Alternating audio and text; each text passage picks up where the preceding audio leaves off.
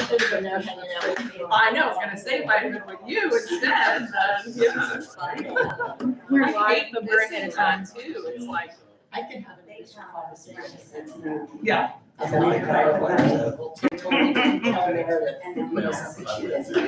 Oh, great. Can't wait. Sounds great. Yeah, I know. That's a fun. Got Kristen when it came to my rescue to do all this hair report, because I told her last week, I was like, well, because Kara says her own, you know, and if she and I were both moms, I was like, I can't. How are you?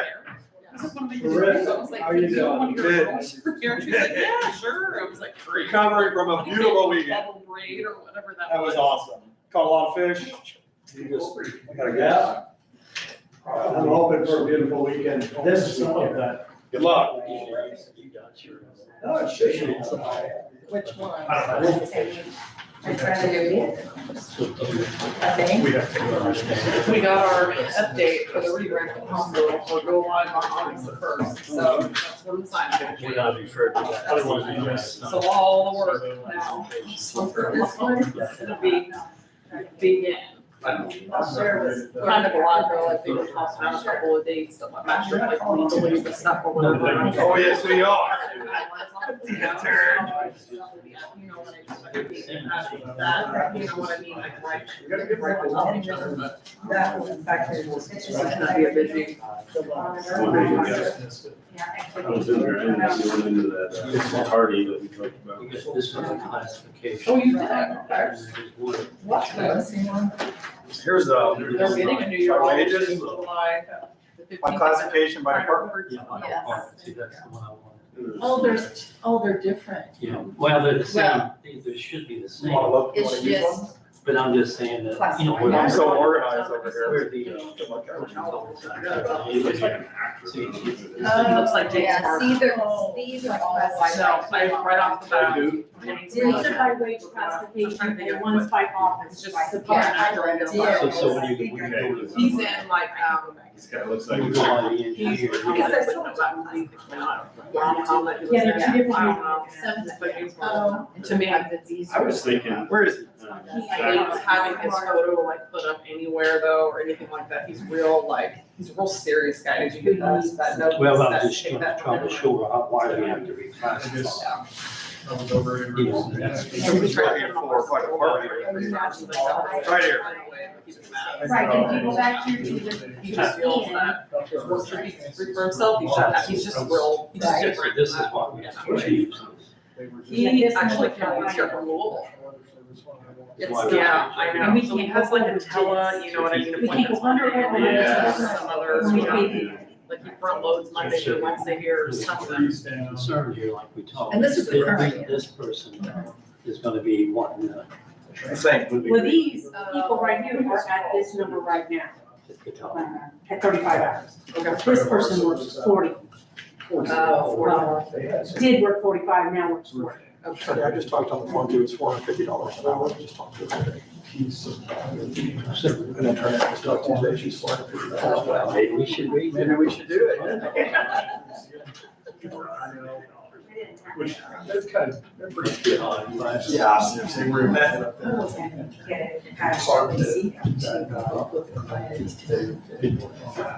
Most of the So just so you understand. we talk about They do 50s on, but they're also not guaranteed the salaries, you know, I mean, so work on their cases. I think And my stuff. I'm so organized. Hey, So,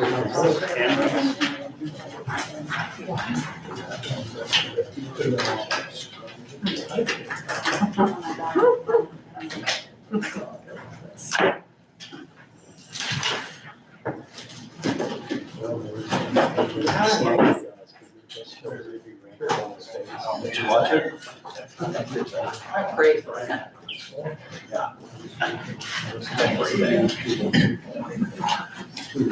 We're all famous.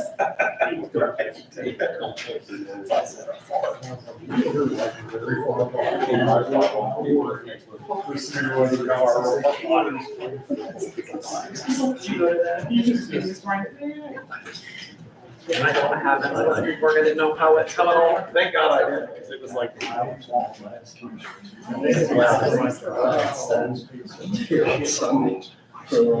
It actually hurts. Not doesn't it? Because you need to bring cushions next time, right? So that's what I'm. So I try to listen more often. This is a lot better when it's your company. I can't put your, I got people coming in, people hitting in the back, you know. Oh. Yeah, on Monday. What, isn't there 87? So it feels nice. I think so. Well, you can't go. God, you're my cover. You see Rocky just run. I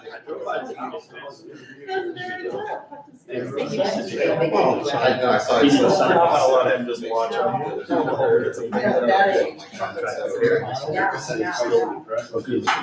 They haven't sort of Well, Kevin does. I thought, I mean, What is that? Whitney's in.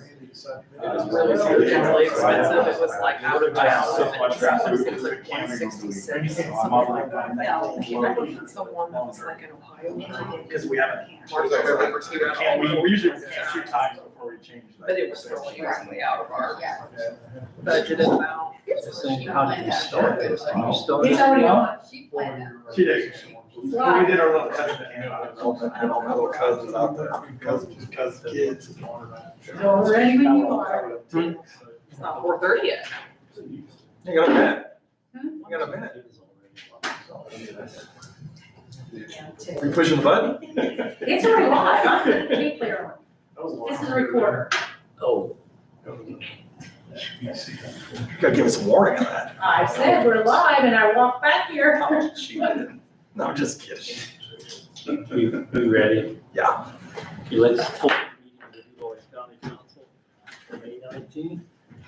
Start with the Pledge of Allegiance. Pledge allegiance to the flag of the United States of America and to the republic for which it stands, one nation, under God, indivisible, with liberty and justice for all. So, forum tonight, everyone's here, so start out with the approving the minutes of the April 28th meeting that was sent out. Is there any additions or corrections to those minutes? Make a motion to approve. Second. Doug is second, so all in favor, say aye. Aye. Anyone opposed?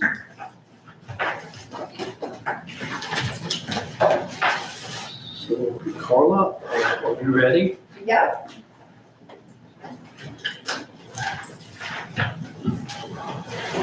All right, Carla Striegel, winner with the Du Bois County Solid Waste Management District. I am just coming before you guys today just to kind of give you guys some updates. Just a little update to the solid waste district in general. And then I have a couple of specific things that I wanted to mention. So first of all, we got both our trucks. Everything's going well. We're super excited to have those. So thank you very much again. Everything is going great with those 2 vehicles and we just couldn't be more pleased. So the second thing that I wanted to mention is I am on the Patoka Lake Watershed Stewardship or Steering Committee and have been for many years. We are going to be doing a tour of the water plant, as well as like a little meet and greet and then an opportunity to go up to the dam and talk to a Corps of Engineers staff member up there as well. This is gonna be on June 17th. It's by invitation only and our council is invited. So please, you will be getting one of these in the mail, but I wanted to give everybody just one here as well to make sure that you guys get that. So if anybody has any questions on those, and I gave Sonia hers this morning at our solid waste district meeting. If you have any questions on that, you can just reach out to me, or Emily is our watershed coordinator through a grant program. And so she's kind of heading things up for us. So I will be there that day. So I hope to see, we are inviting local our commissioners, council, solid waste management district board, and state representatives. We have invited the governor as well, so that'll be representatives of our 3 counties that are in the watershed. So that includes Orange and Crawford counties as well. They'll be invited. So please save that date and you can go ahead and register. I will say that one that I gave you has a QR code on it so that you can register on your phone. One you get in the mail, I don't think has the QR code, so remember that. So I just kind of wanted to mention just a little bit. I'm not really going to go into detail about what we do as a solid waste management district, but just kind of as a reminder, we are a separate district, a separate agency. We're not under county general, but we're under binding review from the county council as our agency. So we do have our own governing board. And of course, there's a council representative on that governing board, and it is Sonia. I am just gonna, if you don't mind, just passing those around. And then I've got our brochures. If you've already got one, don't worry about it. You can pass those around as well.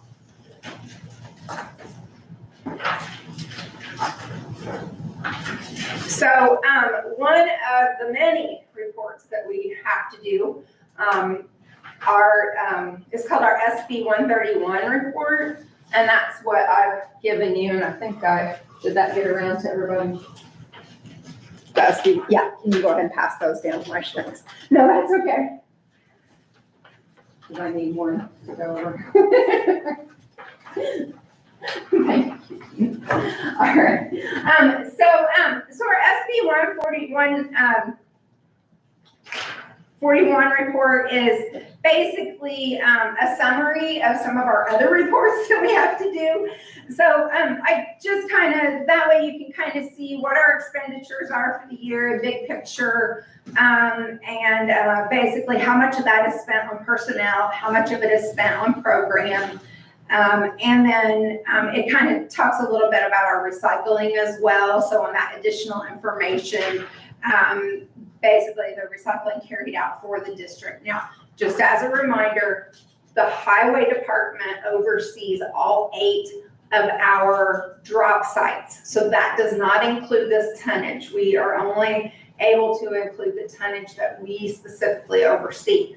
The solid waste district does help with certain aspects of that site. Mainly some of the items that are handed to the attendants, like the batteries, books, film, plastic, and then of course we handle the oil, the antifreeze, and the oil filters at all of the sites. So we kind of work together with those sites, but none of this includes other than those types of items, the sites themselves, okay? So I'm not really gonna go over this, but if you've switched to the back side of that, I have several paragraphs, and on this report, I'm allowed to just kind of put some extra comments. So assuming that sometimes legislators might pull these, I just give a really good overview of everything that we do.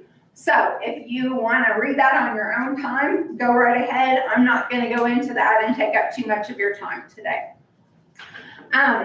I did want to mention a couple of different things about grants that we have going on in 2025, and that also we had going on in 2024. So in 2024, we were able to get a waste hire grant through IDEM, Indiana Department of Environmental Management. And that one was for $8,000. That's just a straight up grant, no matching required. So we used those funds up in no time, and our waste tire recycling was up by, I think, 73% from what it normally is. We do take tires all the time. We just charge a fee for those. So we focused on people that have large amounts of tires. So I was even able to go to some of these folks' places. We had our vendor take their box truck and pick the tires up directly from the landowner so that they weren't having to transport those somewhere. And so we got rid of, quite a few large amounts of tires from the county. And of course, tires are not just a problem for vectors, insects, But also, they are a burn, they're a definite burn hazard if a barn or something starts on fire. It has tires stored in it, it's gonna be bad. So anyway, so we were able to, IDEM did another round of these grants and we applied again and we got another one. So we've got $10,000 more coming into the county to take care of any waste tires that might still be out there. We have 18 months to take care of this. It has not quite been executed yet. Anything with IDEM is very slow. And with the new administration, they're just being very careful, and we've got new people signing things, so they want to know what they're signing off on and everything. So hopefully that will happen sometime within the next month or so here that we'll have that. And again, I'm going to focus on large amounts of tires, large ag tires, because those can be very expensive if grandpa stored those for the last 40 years, they can be kind of expensive to take care of. So we're going to try to take care of those. Then we also, that has just been executed, a community recycling grant program. And what we're doing with this is going to be a big focus on our drop sites. So our 8 drop sites. Even though I said the highway department manages those, we kind of help get the word out about recycling and what gets done and all of that. And you'll see that in the brochure. It just has our phone number. So there's just one point of contact for all of that stuff. We are going to have every single one of those white dumpsters that is used for recycling is going to have bright decals on them with pictures of what can be recycled and what it should look like when it's recycled. So that should help with some of the confusion on what numbers do I recycle? Can I recycle a cereal box or not? So the photos, just like that should, so we'll be doing that. And then those will be bilingual. So they will be in English and in Spanish at all 8 of our sites. We're going to get some new signage at the sites that complements the new decals. Our new brochure is going to get done and it will also complement that. And then we, hopefully, if they quoted it properly, we will have a campaign mailer that can go to everyone in the county that also sort of shows all of this off and then also complements the same kind of scheme so that everything looks similar.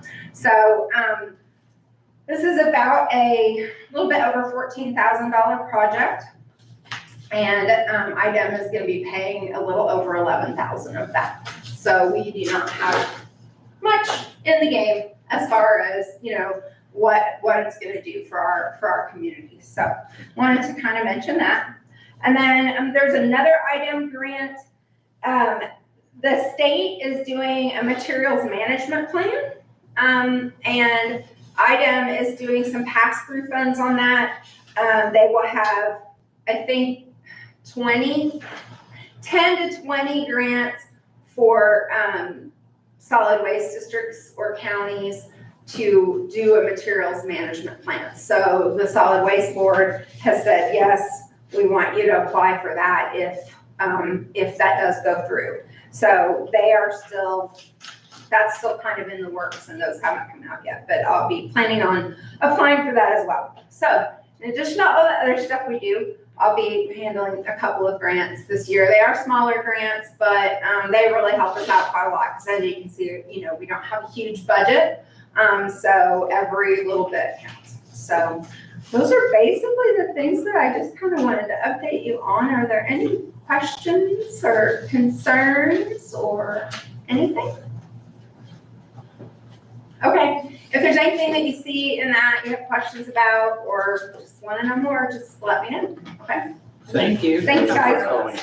Appreciate it.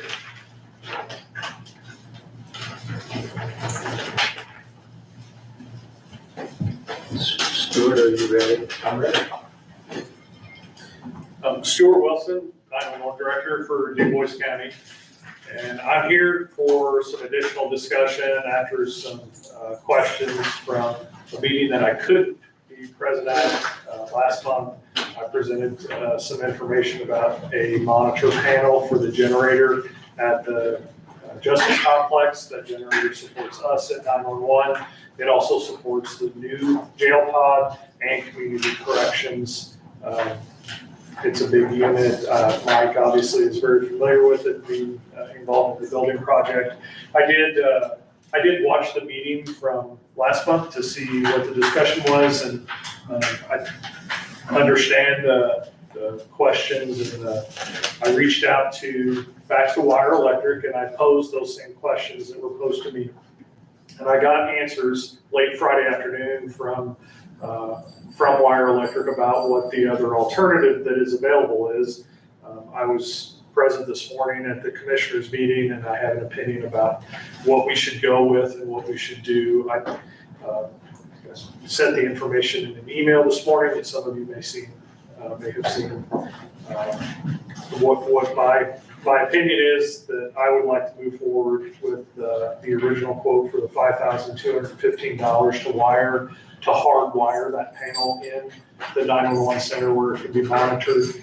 I think going down the pathway of a subscription-based service would not be as cost-effective long-term. It's even money during the 10-year mark if we choose the subscription option, and that's if the subscription doesn't ever increase, which I would expect at some period during a 10-year period there would be a subscription increase, and I don't know where that's going to be.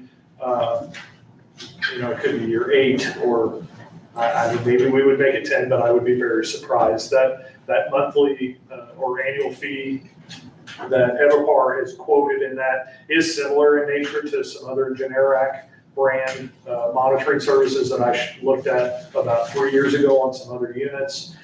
I didn't feel like then it was cost effective either. I'm just leery of a subscription. That's a forever cost versus a one-time cost. I'm not thrilled that we have a $5,200 ask to get what we need to be operational the way that we need to be operational. But that's, I think, is going to be our most cost-effective option.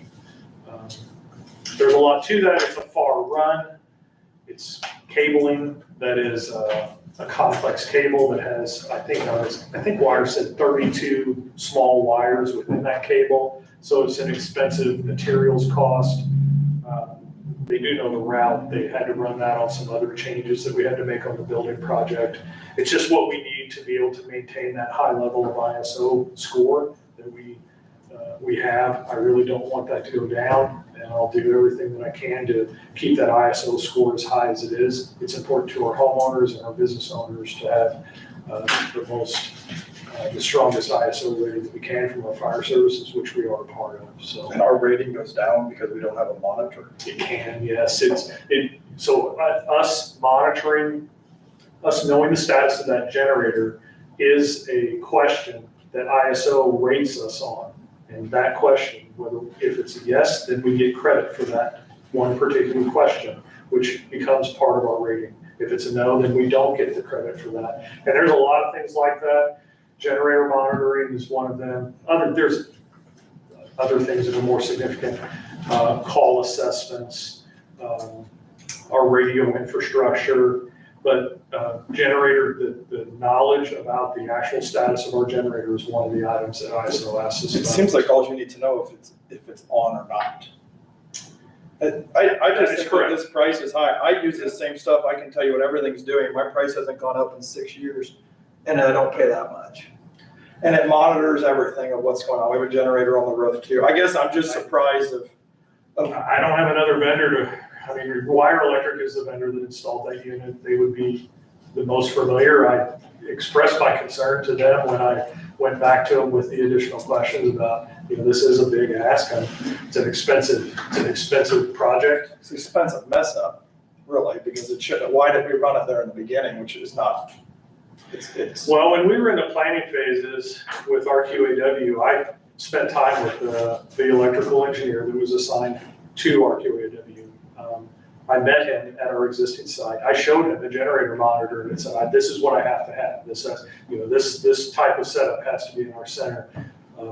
He disregarded multiple things, one of which was the lightning protection, which I was here a year and a half ago talking about there was an electrical service panel in the generator shed that he totally disregarded. I mean, I have no idea why. He didn't listen to what we were trying to get them to do, but he absolutely didn't on this and more than just this, far more expensive than just this. And I'm not, I wish I would have caught it sooner, but that generator was one of the very first things placed at that construction site.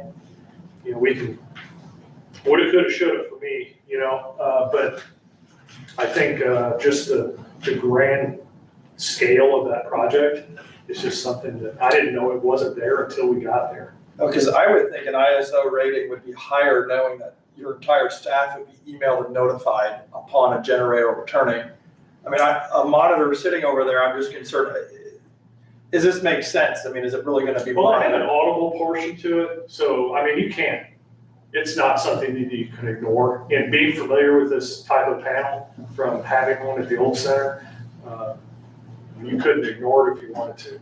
It's beeping, it's on the wall, it's loud. It's actually so loud that we hit the table with the speaker so we can keep working. You can't miss it. And it runs the whole time that it's on? Yes. See, I wouldn't want that in my control room. Well, I mean, I just think, it's my thoughts that more and more of this stuff is going electronic, and there's gotta be a better way. I mean, this is from the installer. If this would be, I don't have another option to go to. I've gone to the Generac seller and that's what we have. I have no idea. I don't have another option. If you're not comfortable with it, I understand that. No, I'm just the opinion. chatting about it. And what I you're don't think saying is wire electric- comparable to what Stuart's talking about too, this, it's not like higher grade or something. Now, we have, I'm less familiar than Ryan with. I will say this, for the UPSs, the battery backups, they do have the ability to be integrated relatively easily. They can be networked. And at the old center, we did have some stuff on battery backups, but that's not what ISO was looking for. ISO was looking for the status of your generator. We don't have a way to know that we're on generator power in the center. We have a battery backup, so when we lose power, it is seamless. We don't even notice. We notice when we look outside and the lights aren't on. Otherwise, we do not know. That generator's around the backside of the building. We can't see it. We can't hear it. It seems like a camera in that room with audio would pick up the beeps or the siren or the noise of the generator. I mean, I'm just thinking something other than $6 grand to rerun the water. That's an SAS project that we were substantially in on, an SAS project to get a door release. And some of you may remember that too. That was another expensive undertaking. That wouldn't be real cheap either. Why would you? It would know because it has to be tied into the It does. control tower, or the control room. And, you know, like you say, just that door cost us like $3,000. Yeah, it was like $3,000 Some to go crazy door. amount. When you get this other company involved, Yeah. you know, that, I don't know if that's the answer. I'm also not, you know, as far as like any web-based platform for monitoring, I am less excited about that, knowing that we're logged into 11 different systems.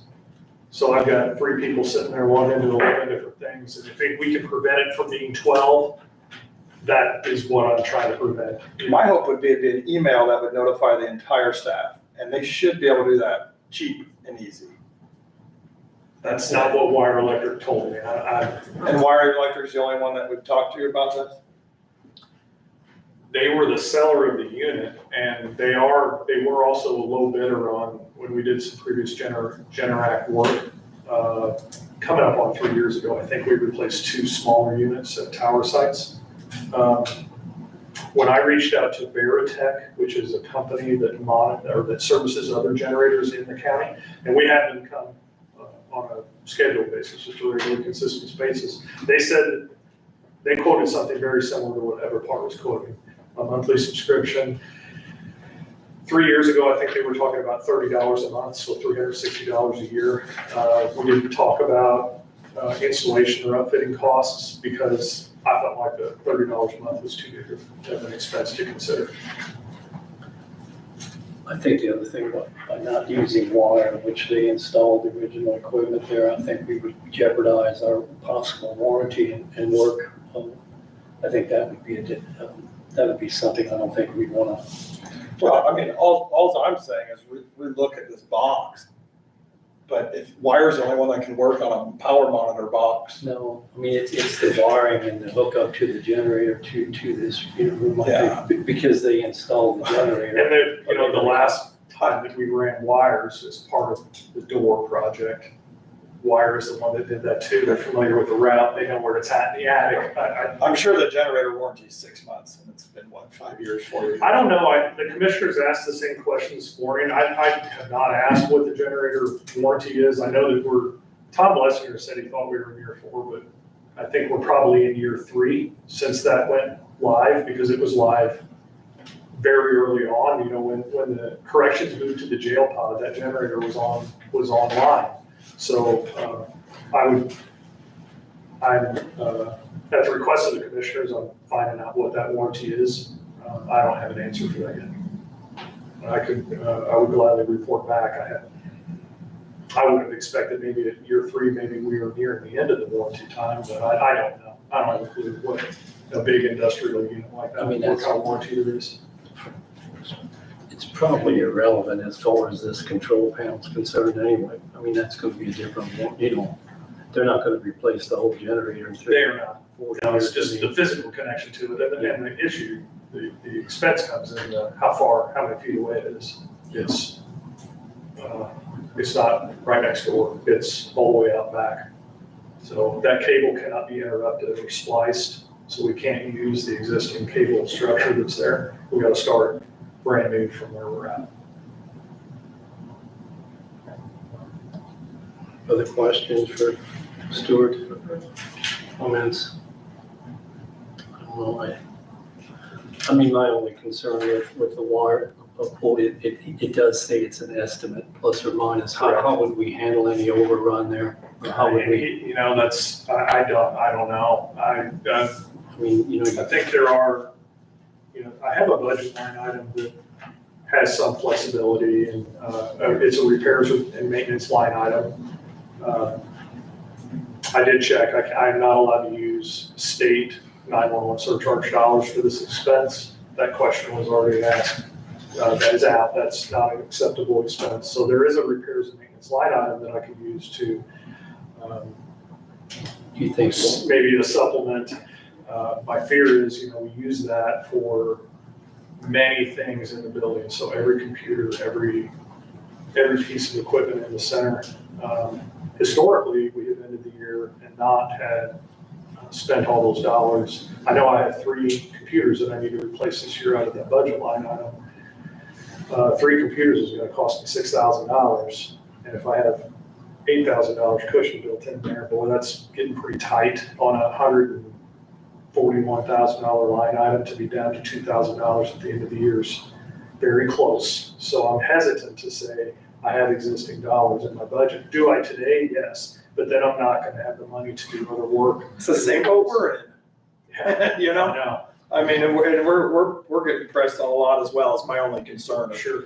If this was something we could budget for next year, or if it has to be done this year, but I get it. We're at the mercy of being re-rated by ISO whenever they choose to re-rank us. Now, I know that they're gonna be in our county rating fire departments in August of this year. They rated us, typically they would rate us every 4 years. We are at their mercy. If they decide, hey, I need to go through and ask you these questions again, we, of course, will give honest answers to everything. That's my fear, is they're gonna be rating the city of Huntingburg and 4 other agencies, 4 other fire departments in the county in August of this year. I wanna be able to at least have something to say, yes, we're gonna have this in place and not lose those points. And we set an all-time high with our ISO rating, 9.25 out of 10, which is, there's a lot of work that goes into that. I don't want to see that derailed. I know $5,200 is a lot of money. I don't think it is, for something that shouldn't have been that way, but I also don't want to see our ISO score suffer because of it. Can you tell me again, sorry, no, you go ahead. can you tell me again, what is the downside of having that monitor in your control room? You mentioned 11 other points that they're monitoring now. we have 11 different systems that we're logged into. So we have a computer dispatch, we have a 911 phone terminal, we've got a data terminal connection to Indianapolis, we've got 2 different mapping tools that we use. So we have 3 computers with 7 monitors that we're logged into 11 different platforms. And we don't want it to be 12 because we're nearing the limit of what a human being can watch and monitor when we're monitoring 11 different things on that many different pieces of equipment. It's a lot. I mean, we ask an incredible amount of awareness from our staff, and I hate to add to it. I don't want them to have another set of login credentials for another piece of equipment that's separate from everything else that doesn't do anything but monitor a generator. I don't like that as a pathway. So my question to you on that would be, is $350 worth not bothering your staff? But that alarm still has to go somewhere. It has to go to a live person 24/7. I'm not gonna check an email. I'm not gonna get an email at 3 a.m. It has to go to a human being live. You could do your whole staff. And one other thought I had is that Even this system here, this doesn't email. That $350 a month, what's it it doing? doesn't, I don't know. I don't know what, but I don't wanna bet the farm that this is gonna be email. Well, I mean, I don't also think we need to rush it if we need to do this right and look, but and this is just my thoughts. There's gotta be something better, either a light that's run from the power monitor to the thing that would go on. I'm just surprised we have to rerun those big wires all the way from the generator to the control box. That's what the commissioners voted today, Just to what? to go with wires quote, pending your funding. They did not go with the other quote. Or another option. I mean, there could be, So, just to tell you what they did today. I watched it. My question was gonna be, when you did the fencing the other Yes. last month, did you just sign a quote and approve it, or how did you do that? Because this isn't a full-fledged contract. For the fencing, Well, I'm just saying, I haven't signed, there's not been any documents signed. I don't know. Like so I mean, how would you handle this with Warren? Just give a signed I would respond notification? by email. If they want a document signed, I would have to send it to the commissioners. I wouldn't sign anything without a commissioner's. My thought is then, Cindy, maybe you can answer this. I mean, if it would be $4,500 or $5,500, let's say, or what, instead of the, what he's asking for here, $5,200, how would we settle with them then? Would he have to, I mean, he finished the job and now we're $300 in the hole. So would we just reappropriate $300 more then?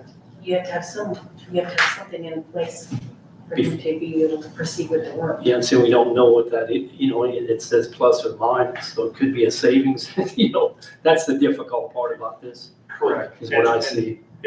It kind of mirrors when we were working on the door. They did that on a time and materials as well, but it was different circumstances with it being under the building project and there was He a lot of should play. kind of be able to tell you a maximum amount it could be. When I talked to him about that and about getting pricing locked down, he felt like he was gonna do his quote on the high side and do it on a time and material type basis, and hopefully it would come in lower, but there's no assurances, of course. Because he should say not to exceed X. So then you budget X, and then if you don't need it, you don't use it. I would have to reach back out to him to say, hey, if I had to have a not to exceed, is this the not to exceed? Or is the not to exceed gonna be different? Well, I mean, I don't think it's gonna be, they're normally pretty fair. If they say it's gonna be that, I don't I'm feel just like we saying were led, I don't think we were led down any poor paths on the entire building project, which was very significant from Wire. I felt like they treated us incredibly well and fair on everything extra that we had to work on. I mean, personally, I think, I don't know if it's worth it. It's $5,200. I don't know if it's worth spending, a lot more of his time to try to run this down, to try to get it done and get it.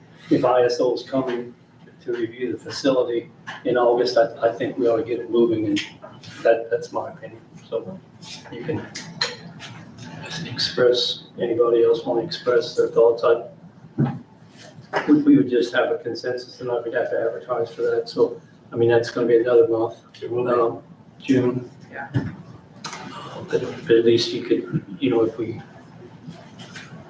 you Well, we need to just indicate the wire that it's probably Get on the coming. calendar is, this is, probably gonna happen, due to advertising. I know it does put us another month back and it's May, well, then maybe June, and it's gonna be August really soon. I just, I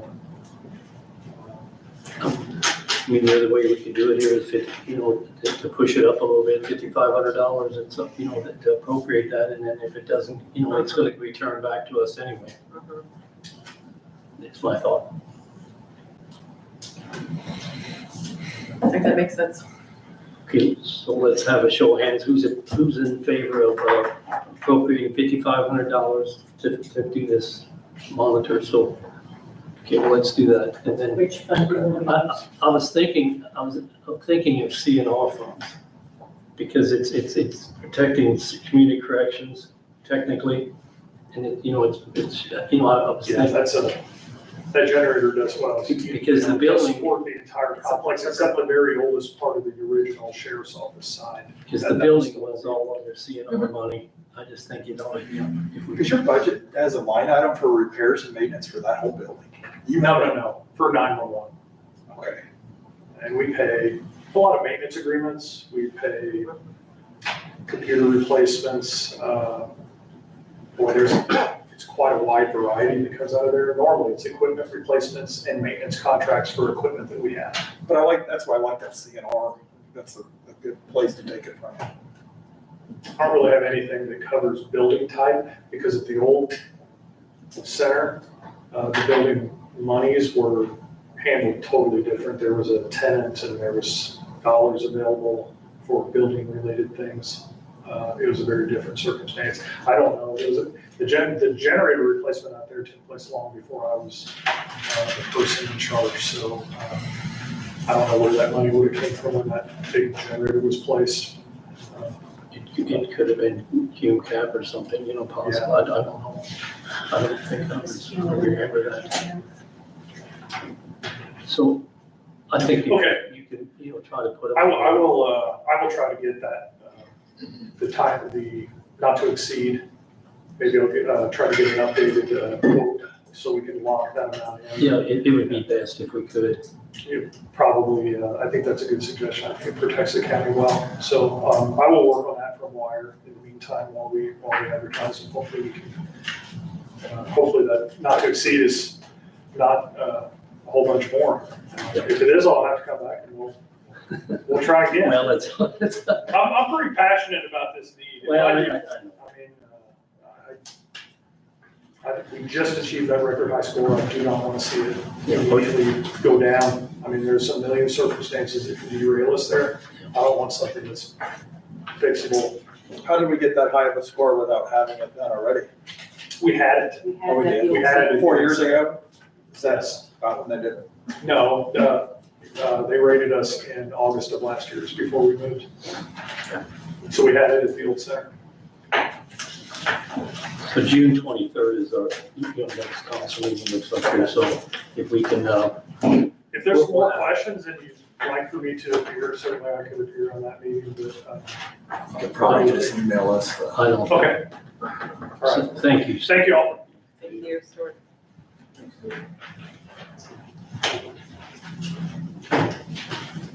Diane, are you ready?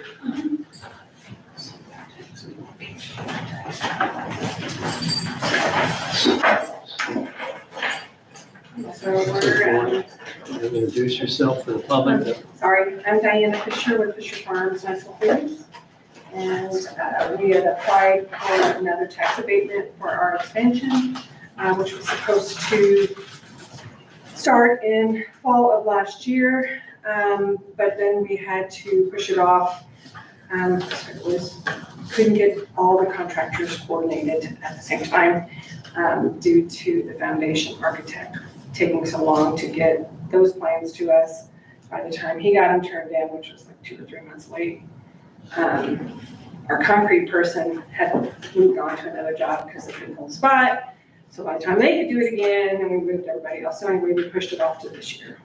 And so we're now in the process of re-coordinating everybody, but we do have all the permits and all that now. We are up to 14 employees. Sales are up 34% from 23-24. New accounts are the Louisville market. We have a salesman there now and have been doing really well in that market.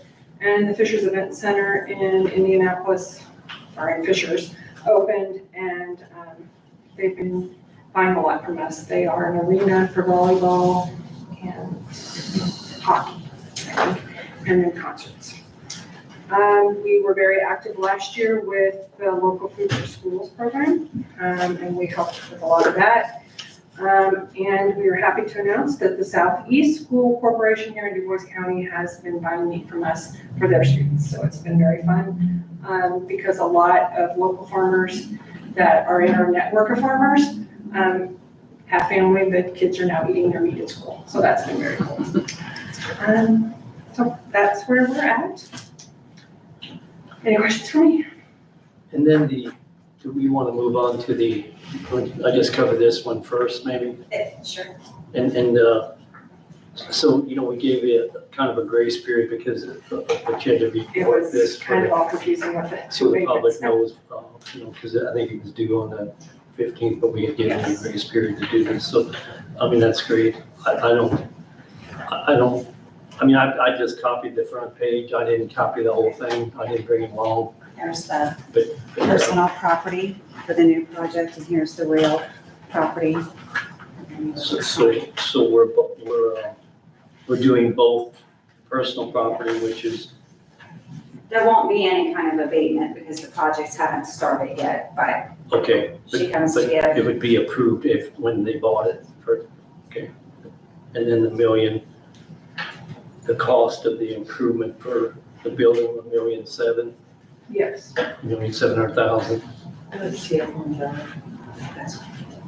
So does anyone want to look through these? I don't know, I know we were sent, we just got that they're in compliance, I guess is what we're saying for them to move on with it. And the assessor I know, Lynn, you had said you'd spoken with them and Yes. worked with them. Yes, And the we work had with our her. accountant talk to them Okay. and get it all kind of figured out. So- Yeah, because the personal I didn't- property wasn't even going to be until 2025. Because they were gonna start the building in 24, and we weren't gonna purchase any equipment until 25. So that one hasn't really changed on that one. Okay. And then the building is just gonna get pushed back a year.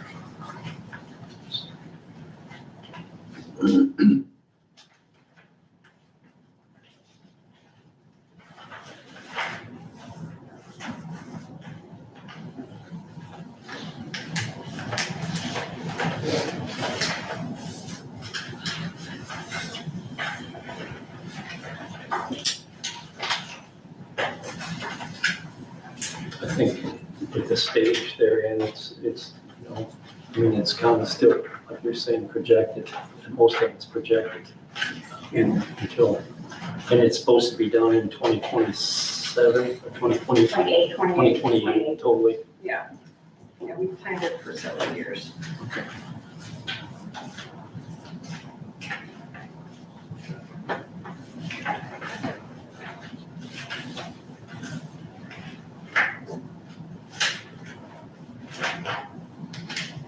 Does anybody have any other comments on it, or otherwise?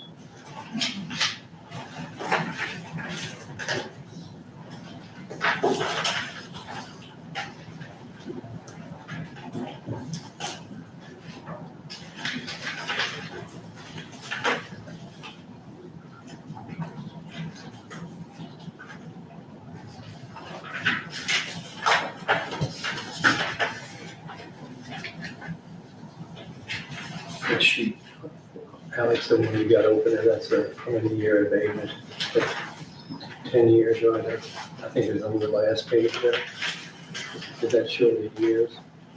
Yep. So what is that again? Percentage wise? 10 years. 9 calendar years. So that's the real property, right? And the other one's Yes, yes. 5 year, then is the personal. Yeah.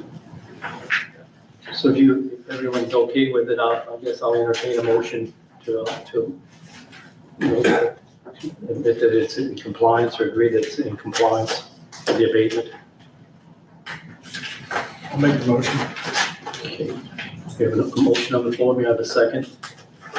I'll second. Sonia has seconded. So further discussion? Otherwise, all in favor, say aye. Aye. Anyone opposed? Okay, then we got this, I think we had discussed the changed, the accountants. So we went back and looked between the years, I think, 2021 and 2023. That was And the original project. So that's a different abatement. yes, Right, So yes. that was the This is original. And we switched to a different accounting firm, and this one had recommended to us to do a cost segregation study for tax reasons. And due to that, it changed the values of I'm not really sure how I did it, but it changed the values, and that's why we had to file the amendment on the old abatement. Okay. And so that's why that one, even though that one expired in '23, they had to go back and change the values on that. So cross between real property and personal It's property? just personal. Just personal. That abatement was just personal, and it was from a project May 1 of 21 through 12/31 of 23.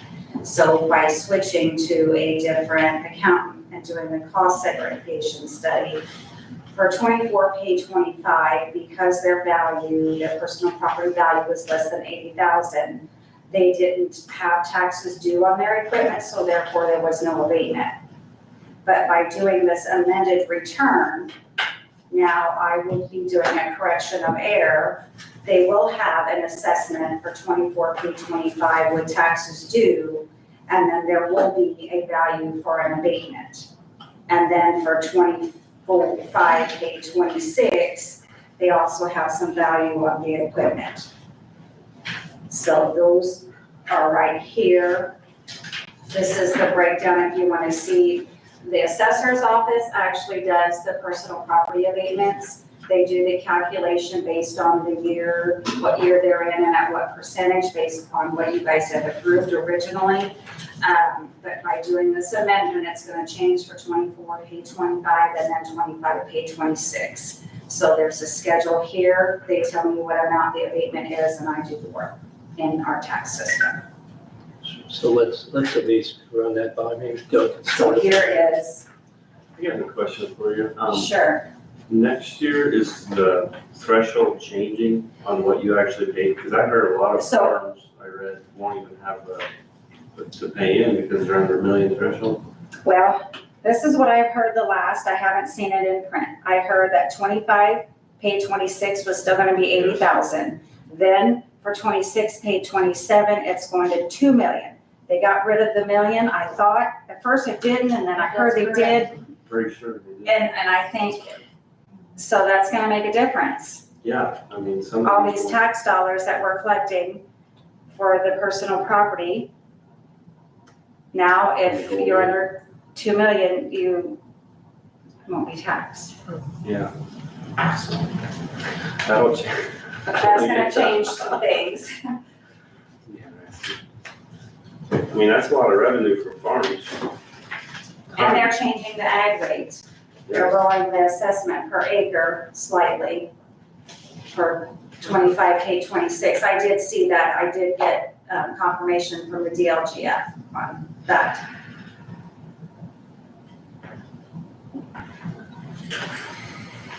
wonder if does the floor still stay at a certain point, or 2 million is gonna be the floor now, I It's guess? gonna be the That's a floor. floor.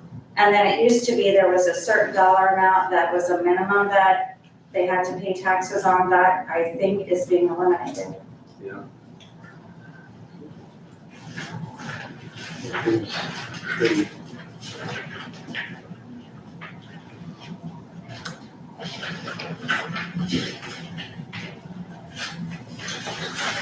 So this one is called an amendment. To their of the return, sign. right. Let's see if one farm, it's an amendment to their, So we felt like that should be brought in front of you for you to say if it's meeting compliance, even though last year didn't have to file it by amending, they are gonna receive an abatement.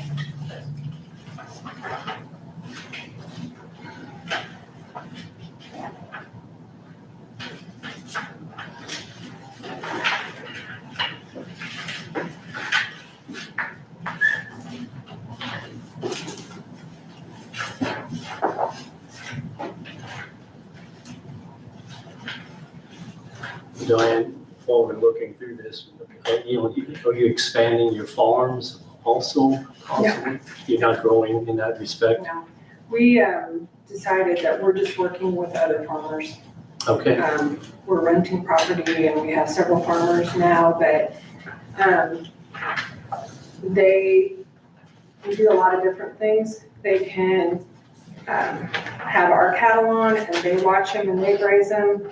We can do it, we just rent their property, we pay them for grazing. We have some farmers that do rotational grazing for us, but we aren't going to expand our farm. We're hoping to include more farmers. We were on a project where our goal was to work with 45 different farmers. oh, really? We got up to 35, and now we're just holding at that for right now. Okay, Cattle beef prices have been sky high. It's been kind of an interesting couple of months. there's a lot of changes. Yeah, there's been a lot of changes. But our philosophy is we just want people to keep their farms. And so we have a lot of retired farmers that work with us. We bring the cattle, they move them from different pastures. They don't have to do the hassle of trying to find markets for them or all that. We bring them, they graze, we bring them home. We joke that our cows go to summer camp. They go to a lot of different pastures in the summer and then they all come home in the winter. We've been doing bale grazing on other farms where we just keep them on other farms and then we bring them hay there, things like that. Okay.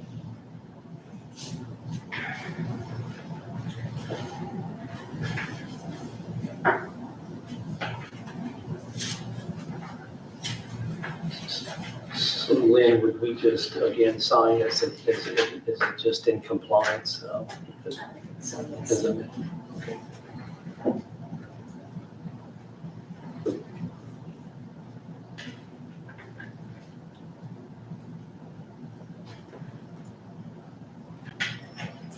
Yeah, on the first abatement, we didn't have the real property because we started before we applied. Yes.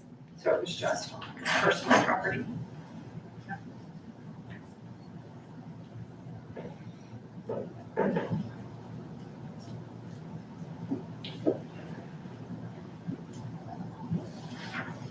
Are you okay with it? Okay, so if everyone's okay, I'll entertain a motion that this is in compliance with the abatement. I'll make the motion. Second. Yeah, first and second, Alex seconded, so further discussion. Otherwise, all in favor, say aye. Aye. Anyone opposed? So, sounds good. I guess we'll sign everything. Is she gonna take it along tonight? or- I'll send her copies. Okay. I'll stand So if you want to get her, Okay. That's fine with me. Yeah. Yeah, sorry again, it was very confusing with the cost segregation and the two different abatements. well, thanks for We thought we had everything. the explanation. So Thanks, y'all. it's a little complicated in some respects, so. It's really complicated. Thank you. Thank you. Thanks for all your help. Sure, absolutely. So like, first thing I got is set up that grant fund. I gave all of you information on the NAMI Indiana. Our social worker deputy, Emily Haas, was awarded a grant from NAMI Indiana to attend an international conference in Anaheim, California in August. And we're gonna keep this money in a separate fund, and I need your permission to do that. And also to spend this money from that fund, since it's in California, they're giving her an allowance of $60 for meals during travel days and $75 for full days while she's out there. The costs in California are probably probably more expensive than they are here in DuBois County. Our handbook here says $50 a day travel, and you can do up to 15% gratuity, and they've also got 15% built into their amount as well. So I just kind of wanted your permission to set up that grant fund, to put those parameters in that fund.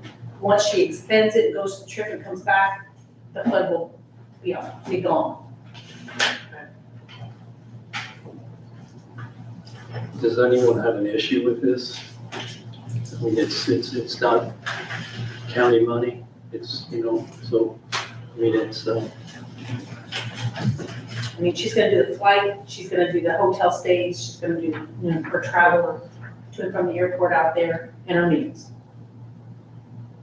so the grant fund would be set up, when she gets back, we would eliminate it, or. As soon as it's spent down. If there's any money left in there, I think it tells you what she's allowed to do with it, so. Any remaining funds for the expenses related to sustaining their crisis intervention team. Okay, Could she be using a personal credit card, or is this a county credit card for her expenses? I think we're gonna use the county's card to purchase the airline flights. She may use hers out there for reimbursement when she gets back. Thank you. okay, discussion? Otherwise, I'll entertain a motion to approve setting up that new grant fund. I'll make a motion to approve, setting up that grant fund. Meredith has made a motion, and a second. I'll second. Dina has seconded, so further discussion? Otherwise, all in favor say aye. Anyone opposed?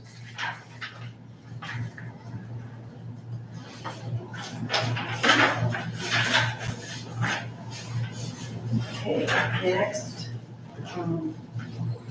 the engineer, the county engineer, Brent has ended his employment with us. They have interviewed and have someone that's interested, but we have to raise the salary to meet he won't come for less. What we'd like to do is, we have two full things we need to do. We have to change, in order to pay him $120,000 a year, we have to raise our wage classification scale. The commissioners have already approved that he could be they've approved the 120 pending you guys changing the wage scale. And so right now, I don't have that, you guys have that, there's a classification. It's Pat's. Pat six, I think. 3652 to 5236, I think is the current. Yes. And in order to get it to the amount we need to raise the top end to 57.70 per hour. Yep. That this is not an hourly employee, this would be a bi-weekly employee. And he would be exempt, so he couldn't earn comp time after work at the job. So first, let's move the classification scale up, and it would remain at Pat 6, and the top end would be 57.70. 770, right, yes. So,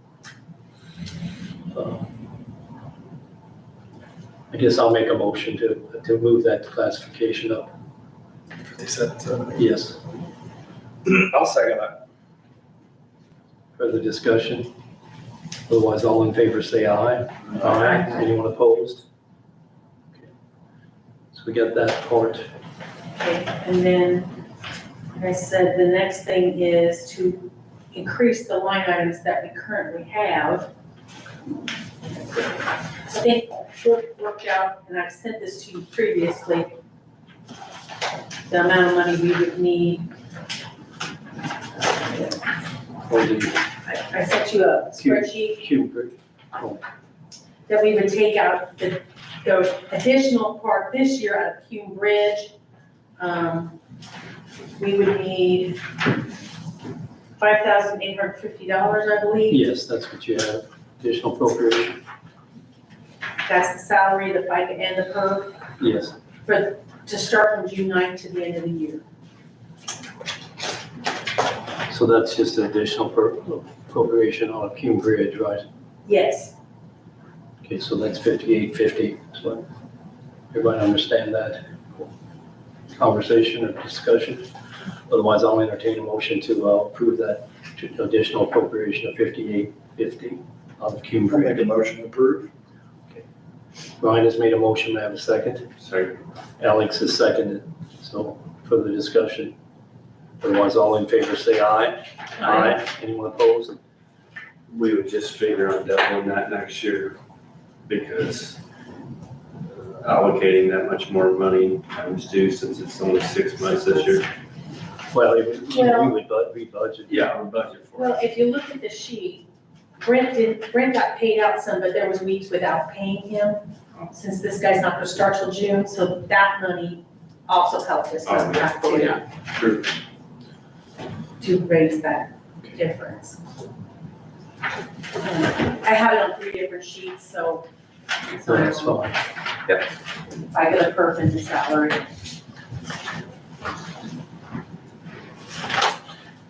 But then next year, you guys, if you want to continue to split and use Cume Bridge and highway, or you can move it all back to highway, it's kind of, it's your call. Okay.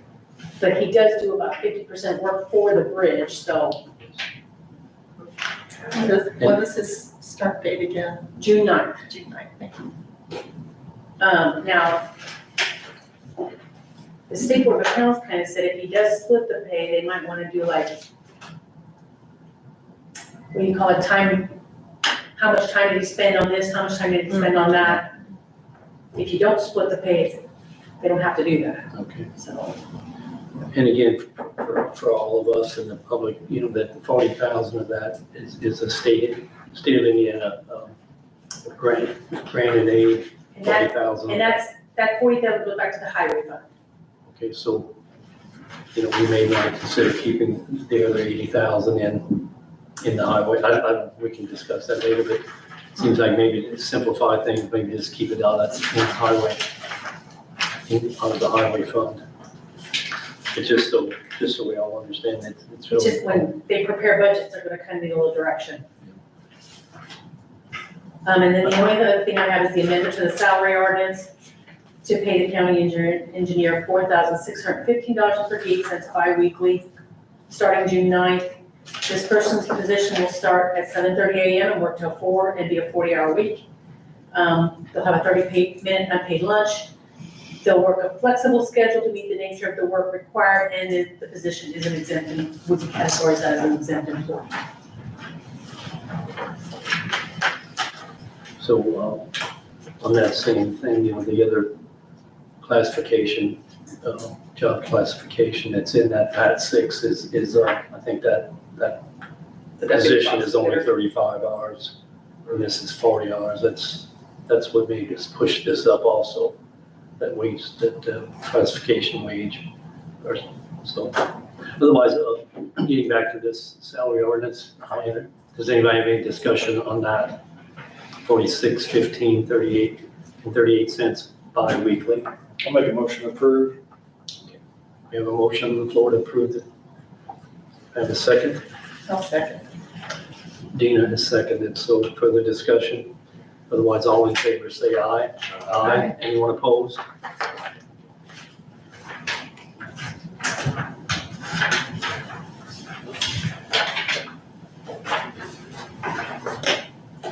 We could justify part of the increase with him working 14% more hours, right? Right. Well, no, He's working less hours. less hours, as far as He's the. going from 45 to 40, Oh, so 45 to 40 is But the other people in that wage classification work 35, he works 40. yeah, the 35, That's 40 how is he what I works. was. Yeah.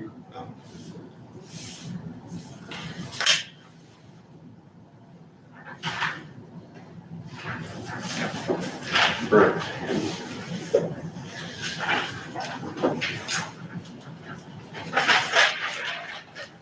Okay, I have an additional appropriation for community transition program for community corrections. Okay. He's asking for $15,000 for a case-based software and equipment. The commissioners this morning approved to try it until the end of this year. If they like it, then they're gonna budget for it next year. It's $1,000 a month, but Wyatt, I asked Wyatt, let me get his email here. He says he budgeted a little extra in case an iPad goes bad and needs to be replaced, or any labor that may occur in the future. He will most likely spend $6,000 on the service and $3,000 on the iPads and mounts. So this is CTP money, which is his program funds. Discussion on that. I can tell you that the 1,000 rate, maybe he can negotiate that in the future, but I think it's a higher rate than that past this first year. It is, it's $3,500 out this And year. I think there's 8 iPads involved, and it uses AI to help people with local things. But some of the people have been utilizing it and say it's great. They kind of did a demo at the last meeting. So that's all I can say about it, but it's pretty pricey if we ever have to pay full price for the county in the future. So I think it's good the commissioners did a trial. Okay, thanks for the input there. I think they had a pretty good discussion this morning on that, so.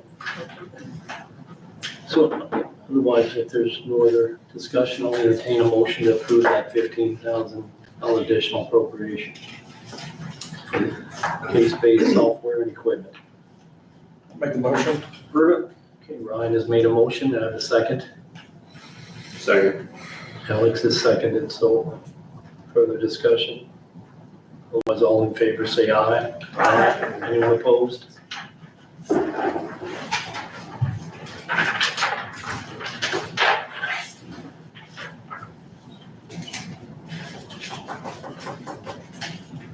Okay, so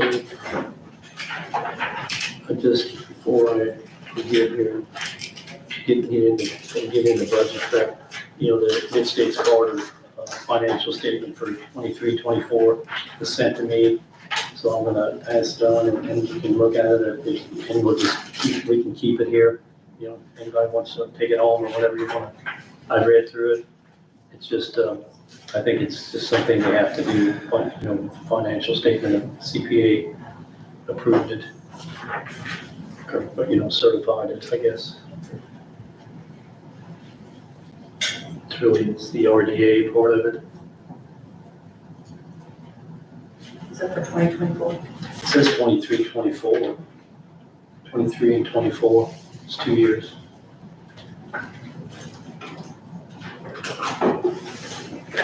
Otherwise, let's dig into the budget prep.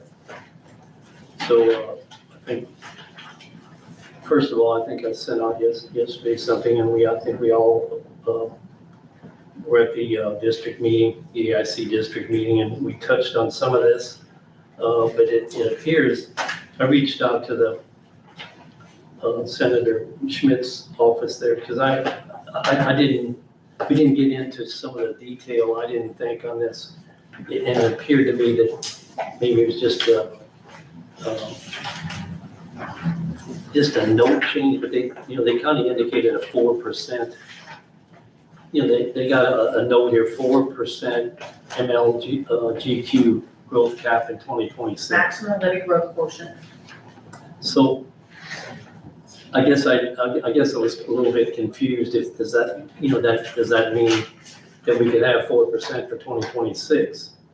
And, I reached out to his office because I was I just couldn't, it's confused, I guess. So anyway, he sent me back this table of what Dubois County is going to get under this new Senate Bill 1. And it appears that, we are going to, instead of our current, whatever, the current money is going to be cut by about $600,000, is the way I read this. So, I mean, I don't know if there's still confusion with this, but he said they close it at 0, the levy, the tax levy. So when, that's a pretty considerable cut. So I guess I want to bring that up first, but, so then when we get into wages, the auditor's office had given, we spoke about this, I think we've done this for the last few years, but, what each percent of a raise for the county employees would amount to. And that was sent out. So the issue here is, in my opinion, is that, when we have to come up with this wage increase amount, that's gonna have to come out of, one of our funds that won't grow. If it's ed funds or, so just a thought there. So I don't know how we wanna start this. In the latest inflation rate or cost of living raise, or cost of living was 2.3% last month is what they reported. So, we're kind of in somewhat of a, somewhat of a dilemma, I guess, when you can't raise, we're not gonna cut, property taxes are gonna be cut. So anybody got any comments on that? How we want to handle this? Are we gonna know more in June? Will things be more set? The problem is, June 1st, we send out the budget forms to the departments, and we usually try to give them guidance, because they have to get them back to us by July 1, so we can start getting the budget book ready for you guys for August. And we also won't know that the AVs that roll, the assessor doesn't roll AVs to us till July, so that's also used to know how much money we'll have, and we have to certify AVs by August 1. Now, what I told Brooke to do is, last year she did all the payrolls, and I said, there's grants in there. Grant money comes in, we spend it, grant money goes out, we don't have to raise grant money, it's there. So then I told her on the other form, I told her, just do the funds that have salaries that are on our tax rate. So that's why it looks a little different this year. But the health first fund is gonna get cut. So we know that grant is cut. It's just, I gotta be able to give the department heads some kind of guidance, otherwise they'll just do what they want. We met, Meredith and I met with the health department and discussed it a little bit in detail. How we're gonna handle this, because I don't think the money's gonna be there to keep on. If he can't fund it internally or with his Health First Indiana funds that he's got left over for next year, he's already told 2 part-time people that, they're not gonna. At the end of the year. At the end of the year, they're not gonna have a job. Yeah. So, With that, if they want to file unemployment on us, we're gonna have to pay them. these were 2 part-time. Right, but they can still file them against us, and we're gonna have to pay that. So it's a no-win situation technically. And it's not gonna be fun for anybody to have to tell them that we don't have a job on. So We did always say when those funds came out that he was, contingent, on that, so. on grant, But yes. grant money. But I agree, I think, just on a personal note, I think it's tough whenever they were given all those monies and doesn't seem like enough time to really have any real proof of concept, I know that Sean's worked really hard to try and get all these programs off the ground, so I commend him for that, so. But again, we'll just agree that this is the unfortunate part about our rules here, I think, so. It's disappointing that they Disappointing. do it 2 years and and cut it by 60%. That's disappointing. Didn't even give it time to grow. Right. Yeah. And the reasoning, the way I hear, or read that is that most health departments did not put their money in place, like we did as Du Bois County or Sean did, to expedite and get the programs rolling. And that's what they used against the thing, because a lot of counties didn't spend the money or utilize the money or set up programs. So I don't know, like we always say, for some that haven't been here before, we can always, if we say a percent that we want to try to achieve, we can still roll it back, but we can't roll it forward. We can't do more. You have to shoot higher. You can always- And we you're can saying always roll it peel back. It's, again, it causes some disappointment with the employees when you're anticipating this and you don't get it. Mhm. So, It's hard to talk about raises when you're gonna be losing so much next year. I mean, I don't know if are we trying to think of a number of what to give guidance to right now? I think we have to almost, we have to give, unless we're gonna just put a hold on all wages. Well, it would be, I mean, I would just throw it out there as a starting point of 1% and just see what we're thinking on it. I mean, how do we go much higher with such a loss coming down? I don't know how that's even responsible. But I don't know. We're guessing at this point, I feel. So I guess I would just open that up for thoughts on that. I don't know. Anybody else? I did a little research and it seems like cost of living increase, CPI was like around 3% for last year. Did a little bit more research, and since COVID, cost of things have gone up about 24%. Our raises since then have only been 18% over those 6 years. So we're behind on that. So, and if we're gonna do 1%, that's gonna be a lot lower than what the cost of living. I feel like we've done that in the past. We've been low and then we've caught up. We try to catch it up. Though. I mean, we did 1 year of 6% on 24, but the other years has been 3 or below. So that's just the research that I did. So. In your budget books from last year, we do have on the very back page all the raises over the years. That's where I got those percentages.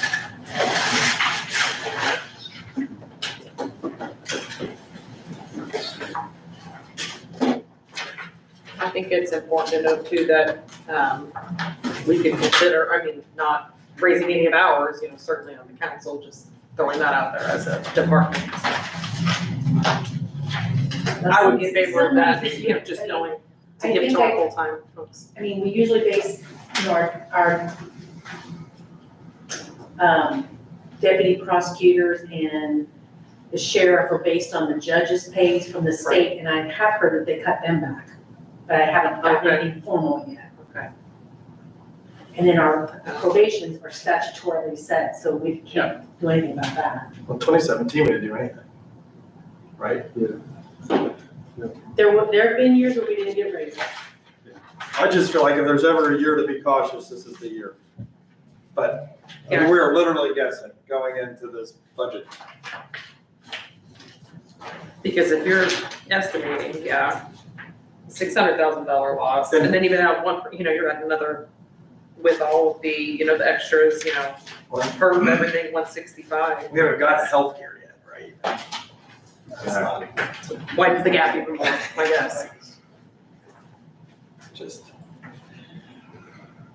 The Hutchins Group was here this morning with the commissioners talking about different programs, but nothing was decided yet. Anyone else want to speak?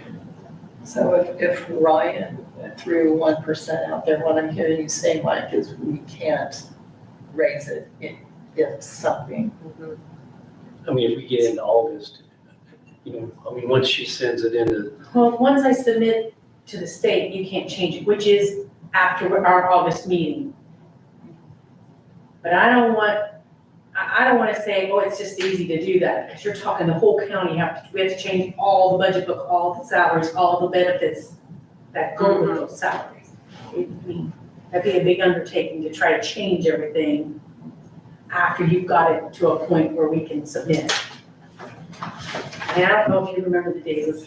I do. That's a lot of work. And that's why I struggle right now on, Now, you what can the always, cost of living is. you can always go higher and then I can advertise high and we can come down.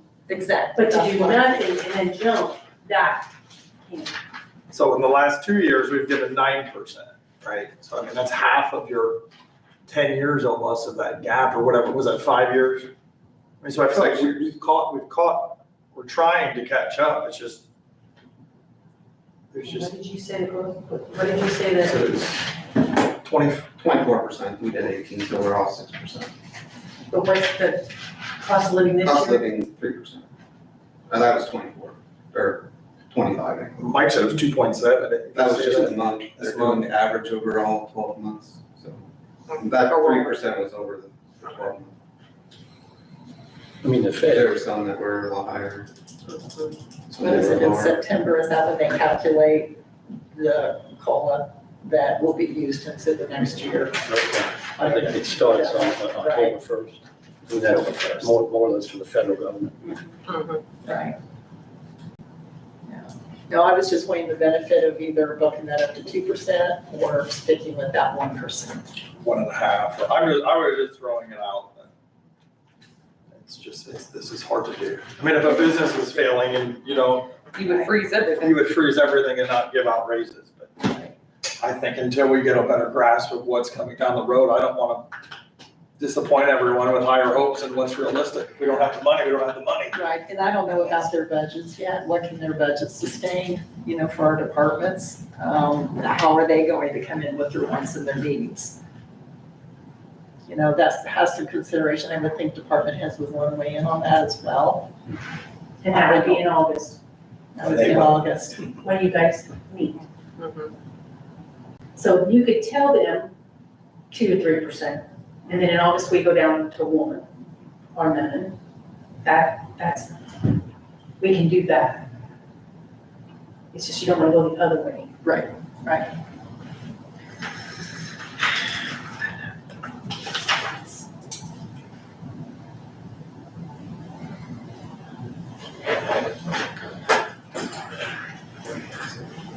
I mean, I guess what I was thinking, originally there, as a 1.5% is what I was thinking of.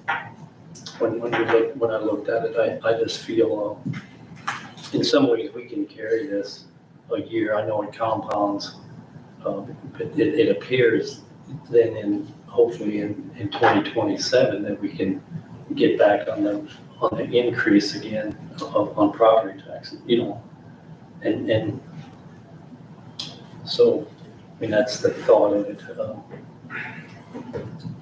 But like I say, if you got, and inflation really was down this past month, to 2.3, and then, the Fed's trying to get it down to 2%. Will they make it? I don't know. If there's a recession, they probably will. But it's still, it's hard to keep, when it's this type of inflation, in my opinion, it's easier to keep up with than when 3 years ago, when we had 12% inflation. Well, there's no way we can budget 12% raises. And I'm gonna throw another kink in the mess. I think next year's our 27 pay year. So we're gonna have another paycheck in 27 that we have to budget for. And you could argue that these inflation's lagging. So, I mean, these guys, you're not gonna see Chinese imports or even some food import inflate for another 6 months. So they haven't really been hit hard yet, or any of us particularly, so. I mean, My thoughts are we just did one employee's pay of, if you calculate it with the difference of the hours worked and everything, it's like 32% raise we just gave that engineer. how many other people are gonna leave because we're not trying to keep up with it.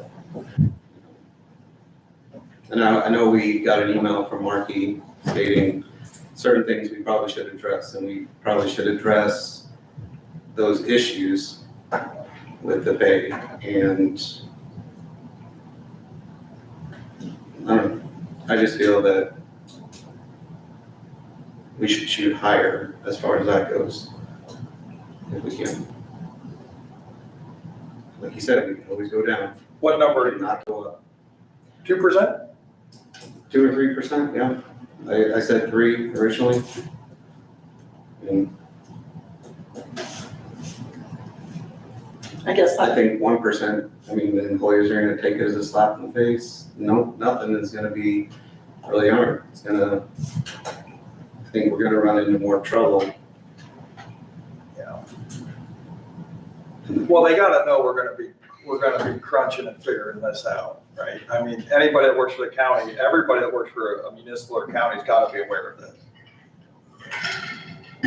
I mean, And when my office sends out a letter to the department head saying, this is what you guys are looking at, we can put in there, this is what we're looking at, but it may not be this, right?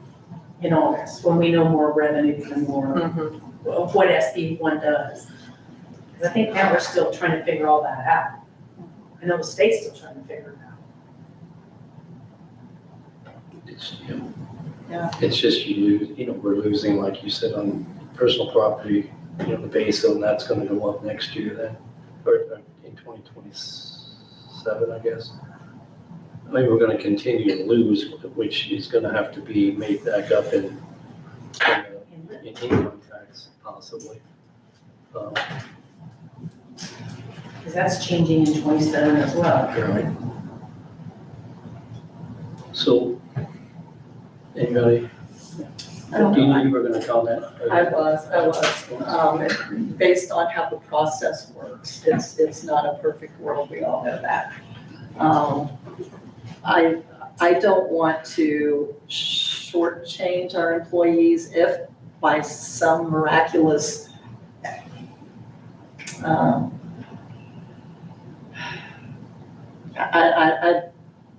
I don't want to tell our employees no before we give it a chance to say yes. And I think that's where I am, and that's where I am with the cost of living. I don't like having to tell our employees that, sorry, without us at least giving it a try, and it may not work out. At the end of the day, it just may not pan out, and it'll end up being maybe 1.5, maybe 1, I don't know where that number's going to land. But, and that's the realistic side of doing the budget. But right now, based on what we have, I still would be okay at the 3. I threw the 2 out there to kind of counter your 1, but that's the more I sit here, and I know I've had this conversation with a couple of you here, and I think that's a good thing about the council. We all have that voice and our thoughts, and I think it's good for us to collaborate and think about this. But that's where my head is right now. If we can come in close to what the cost of living is at the moment, and let our employees know that we are thinking about them, and then we will give it a try. But again, at the end of the day, it may not work out according to what our revenues will come in to be.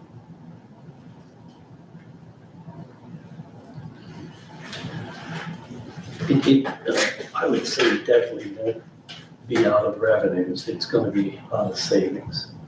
The lit fund or whatever, where we have a balance, there's no doubt. And, I don't see how it could be, when you read this, it doesn't seem that it's in funding. I don't even know if we could do it with 1. No, I mean, it's gonna be. It's all, either way, it's gonna come out of savings. And I'm concerned about the healthcare, but that'll be a different conversation for a different time. Right. But that's where I am, that's not a hard and fast number. I mean, the issue, not to counter your No, argument it's here. okay. I'm just saying, last year when we had a fairly similar type year, let's say, you know, as far as, you know, we didn't see any cuts or everything was going smooth because we were out of the big inflationary cycle, we had 2%. So, you know, it doesn't, I guess in my mind, I can't circle around doing more when you know it's not gonna be there, I guess is what's concerning me, but that's just my thought. Well, we can challenge our department heads on helping us make it work. And you know what, I spoke with a couple, you know, we had talked about a little bit, I just, my concern with asking the department heads to say, well, you know, if you can cut your budget 5%, you know, maybe we can give 3% raise, you know, but really, I think most department heads, you know, we look conservatively. I don't think we front load our budgets and then, you know, so they can have money to spend at the end. Because we should already be trying to Right. exercise that, And but I know what you mean though. It's like, can we search further? Is there something we just haven't thought of or nuance or something? So, yeah. That is one thing that this county's very good at. They don't spend every dime you give Sure. them. They roll money back. They don't need it. But I do think we need to do something, like you said, knowing that we can always pare it back, but maybe with language, like you're saying, to, Be conservative in your spending. yeah, Money back would help. yes. We can give it a chance. After that, the reality will play out. But if it's unrealistic and it's all coming out of our savings, it would maybe not be the most fiscally responsible thing for this council to do. A 3% raise and costing us quite a bit. Now, like I said, we're gonna have that 27th pay next year, so that's another $500,000 according to her gross pay here. That you got planned for, that you didn't plan, and there's an election next year that you didn't have this I mean, year. not behind, but. So those are you two just expenses pushed that you it to didn't the have next this year. Right. But, you know, if that's 500,000 for a 3% raise roughly. I don't think if you work for the municipals or county, this is gonna be the year for the big raises. I think across the board and across the state. They're still contemplating as well. I reached out to a few.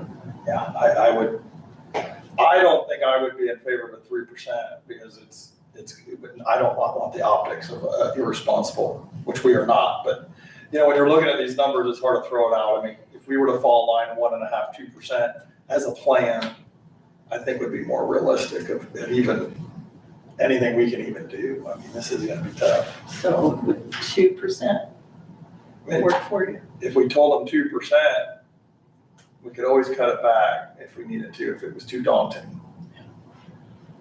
I could vote for 2%. Yeah. I think I was probably thinking a little lower myself too, but I think that knowing that we can pare that back, I could get on board with the people, so. I can go with the 2%. I know I had thought about it earlier. Same thing.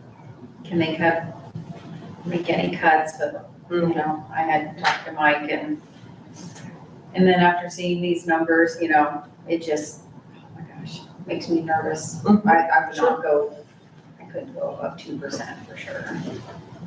Just because I'm afraid, well, I know it's gonna come out of savings and not out of income.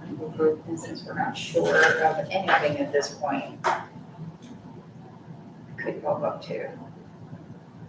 I wanted to be hard on 2. Now Yeah, I'm sure. super nervous about doing 2%. What do you think, Alex? I'm gonna let you guys shoot for the stars. I'm at a moratorium, no raises. You gotta have an attitude of gratitude. We got the best healthcare, second to none.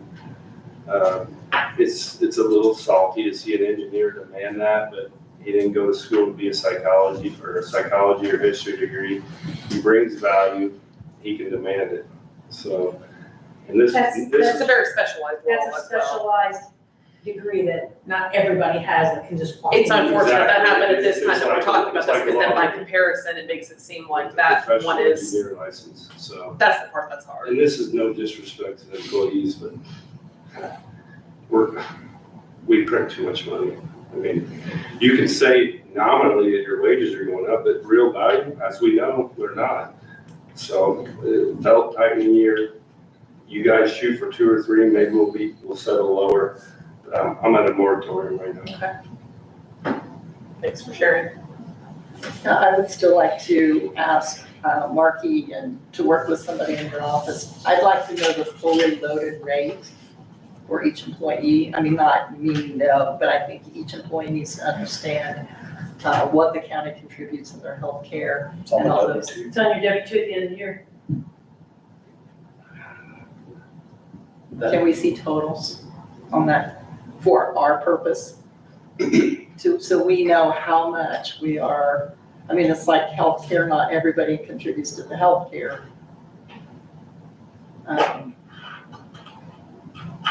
But what the county We're trying to contributes, think what she gets. She enters them on the W-2s. the county's portion goes on the W-2. On your W-2, we have to put what your healthcare cost is. Yeah. And it ranges, from the different plans you have and how long you had it. and Right, and plus It's significant. there's some other I want to companies. say it's in the 20, like, It's about 25, I think. some, depending on a family plan versus a single plan versus a I believe so. E plus child For a plus family. spouse. But, yeah, it's up there. Yeah, I think it needs to be actually spelled out for each employee today, what their loaded, fully loaded cost is that the county invests in them, not just their take-home pay. I know most employees, that's what they're worried about. That's what they buy their food with, that's where they buy their gasoline Understand. and everything else. So I would really, really like to see each employee have that. And I personally would like to see a grand total of what the county share is in benefits to the employees. That's very valuable. So when an employee, in my experience, when an employee is looking at another job because it could even be 50 cents more. It's just really crazy. But when you sit down with them and explain what this all means, I personally don't have the county's health insurance, so I don't have that direct, direct It wouldn't have experience. been, so that's why you wouldn't know that. But I've That been, makes sense now. right, yeah. So, but I know it's a very, very good plan, and in some regards, you're not going to match that with other jobs. It's just not gonna happen. We've done things in the past where we sent out, this is what your insurance costs, that people go, well, I can't eat that. Well, you can if you don't have big medical bills. That's right. Right. Correct. It's just a shipment.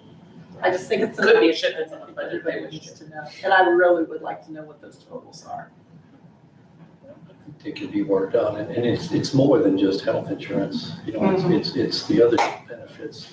Right. The 35 hours. Social security and PERF and 35 hours. the other stuff that the county Vacation, pays. holiday. But if you look at how much lower we are in healthcare compared to other municipals, it's not even close. You mean, the. Our plan is that rich. Our plan is that rich that, we may be at an 18% raise over the last 7 years, but we have not really done much with our plan in the last 10, probably.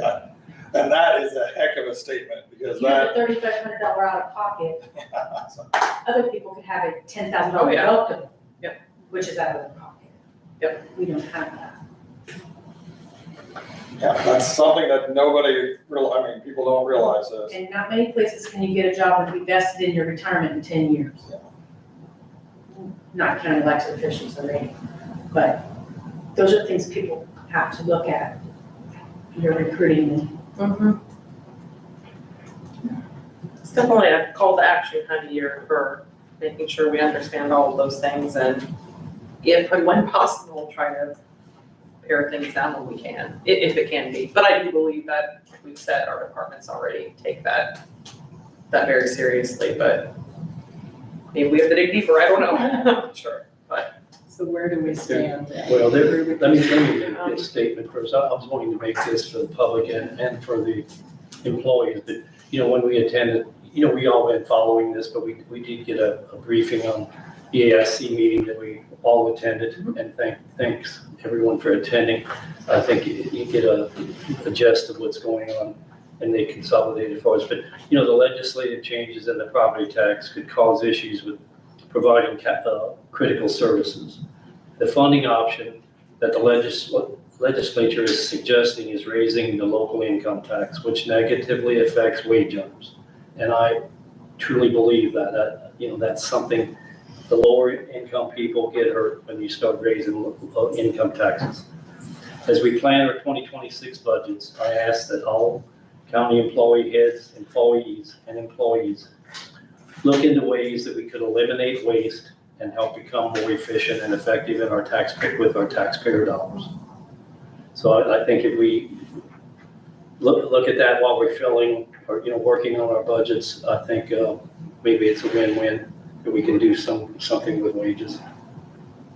Because it is difficult to, when things go up and you don't have any money to pay for the money. Yeah. So, I don't know, I think just, if we wanna, we kind of feel when we sit here, how we wanna go, in the past, we just had a show of hands. So, who wants to go with 1%? That was called out. Who wants to go with a 1.5%? I think realistically, we're probably gonna end up at 1 and 1.5. Okay. We could try, I would go for 2. Okay, who wants to go for 2? Who wants to go, I guess the next one I heard was 3. So, looks like 2% is what we're gonna try to shoot for. I just, in the past, it is when you sit here in August, I'll just tell you, you have to cut that back, it's not easy. So that's why I'd rather be more in the middle, than nothing, you know what I'm saying, you made some good points.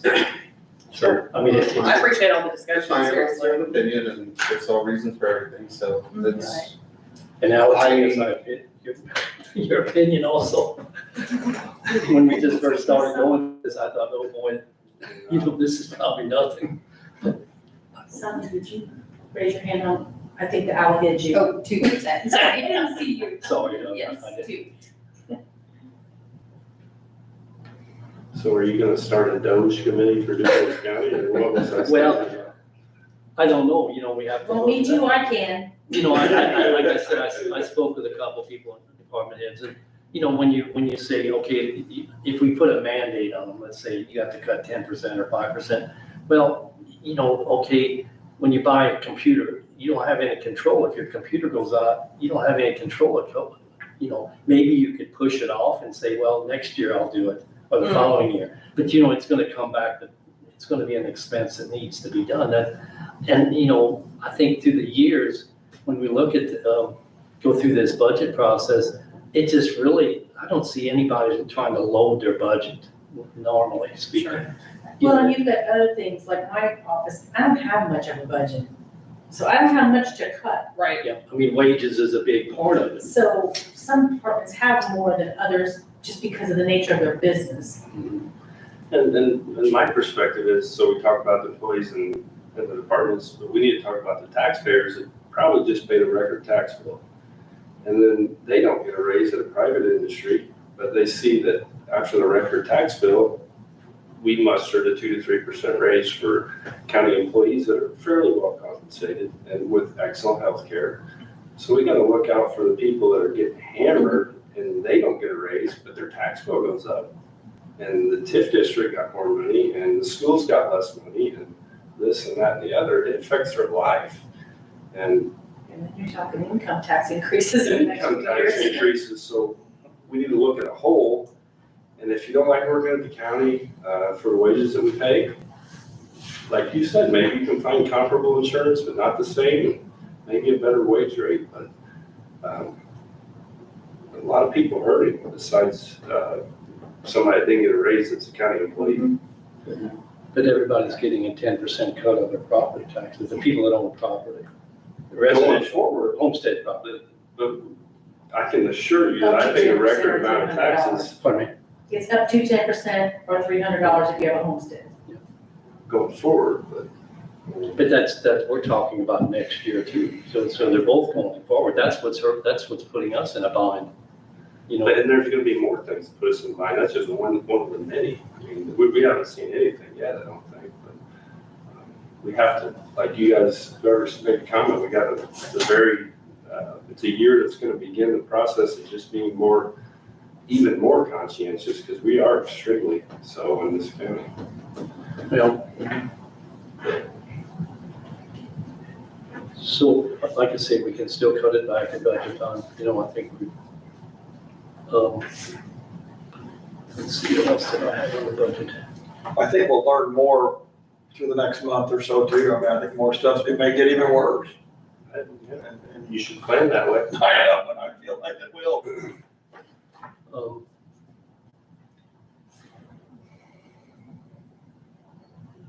So one of the other things there, and I think somebody brought up about the health, the health insurance. They had a great program here with the commissioners this morning. I think if you all have time to watch that video, it's like it started at 10 o'clock. It started at 10 and went to about 11:15 or so. So I mean, it's very good on different possibilities of doing what you're saying, maybe trying to cut the health, not maybe cut the service, but cut the health costs. That's what's kind of killing us, I think, is one of the big things that seems like we've lost control of, in my opinion. It's some good options. So one of the other things I have here is the Indiana Association of Indiana County Councils for June 21st. I think if we could ask the auditor to maybe register us for that, whoever wants to go. So I'm planning on going. When you say you're going, the council's meeting is on the Saturday morning. If you guys want to go up early, there's another meeting for budget workshop by the AIC. That's a class on Friday afternoon. That's what And there are two different registrations, so I would need to know. I'd like to have both of them. I'm I good. would like to have both of them also. Okay, hold on, so for the class.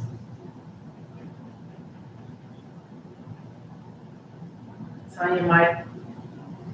Both, please. So 3 of you for the class, and then The meeting on Saturday who morning. wants to go on Saturday? So the only additional would be one. I'm not this year. I will form on it. I would be there, but I have a family wedding.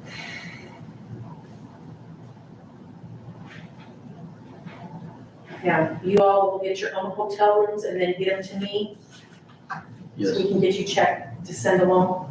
Yes. right. And I will register you for the classes.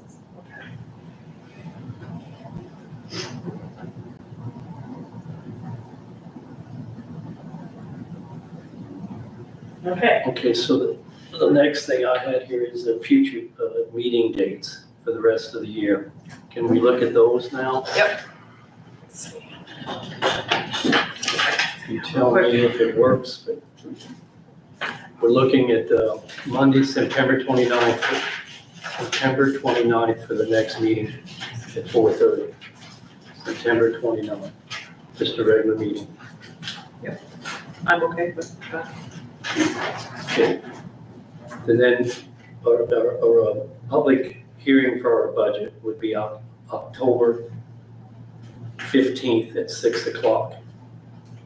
Wednesday, October 15th at 6 o'clock. Then our regular October meeting would be on the 27th, Monday the 27th. And we're also doing the budget adoption day. Are these all at 4:30? That'd be at 4:30 and that's when we adopt the 26 budget. And what's that date? It would be October 27th on a Monday.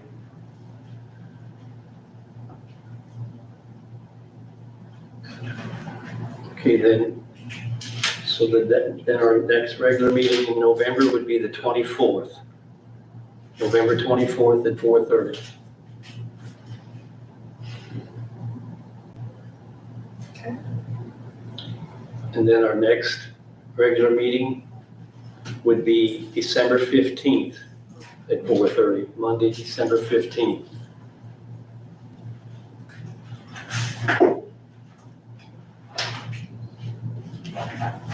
And then the last meeting would be Monday, December 29th at 9:30 a.m.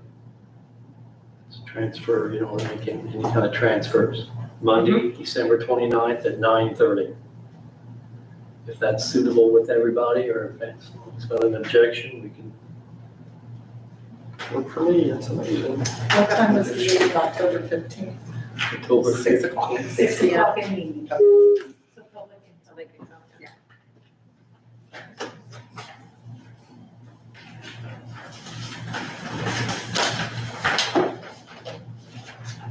Some tough decisions tonight, but they're not gonna get any easier. Probably won't be able to do October 15th. Need 4 of you.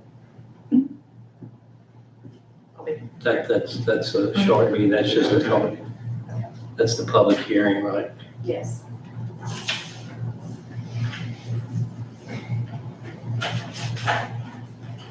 Six PM.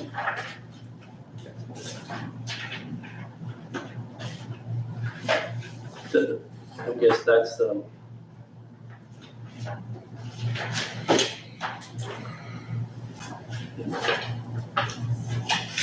is that official, I mean, is that? Yeah, I won't, I'll be out of town that day, I'm leaving that day, so I won't be in town. I think the critical thing is between the public hearing and the public adoption has to be so many days, that's what we. Has to be 10 days, before, at minimum of 10 days, not more than something's on them or at all.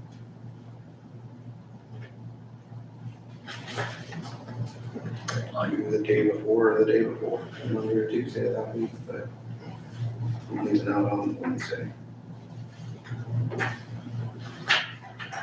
I think a lot of times the reason we did Wednesdays is because it's more of a common night for supporting events and that kind of stuff. But that's up to you all. Do we wanna, I mean, that's it's a short, no, go ahead. No, I didn't say that was. Because I mean, we can go that Tuesday too, I mean, But we need 4, you said, right? You just need a quorum of 4 people. Sounds like there's enough to have it either way, so no big deal to me. Okay. If you guys want to keep it that day or change it. Does anybody have any problem with changing it to the Tuesday, or? That's okay with me. Stay the Are you 14th. available? We'd still keep it in the evening at 6, for 6. Okay, yeah. Tuesday, October 14th, right?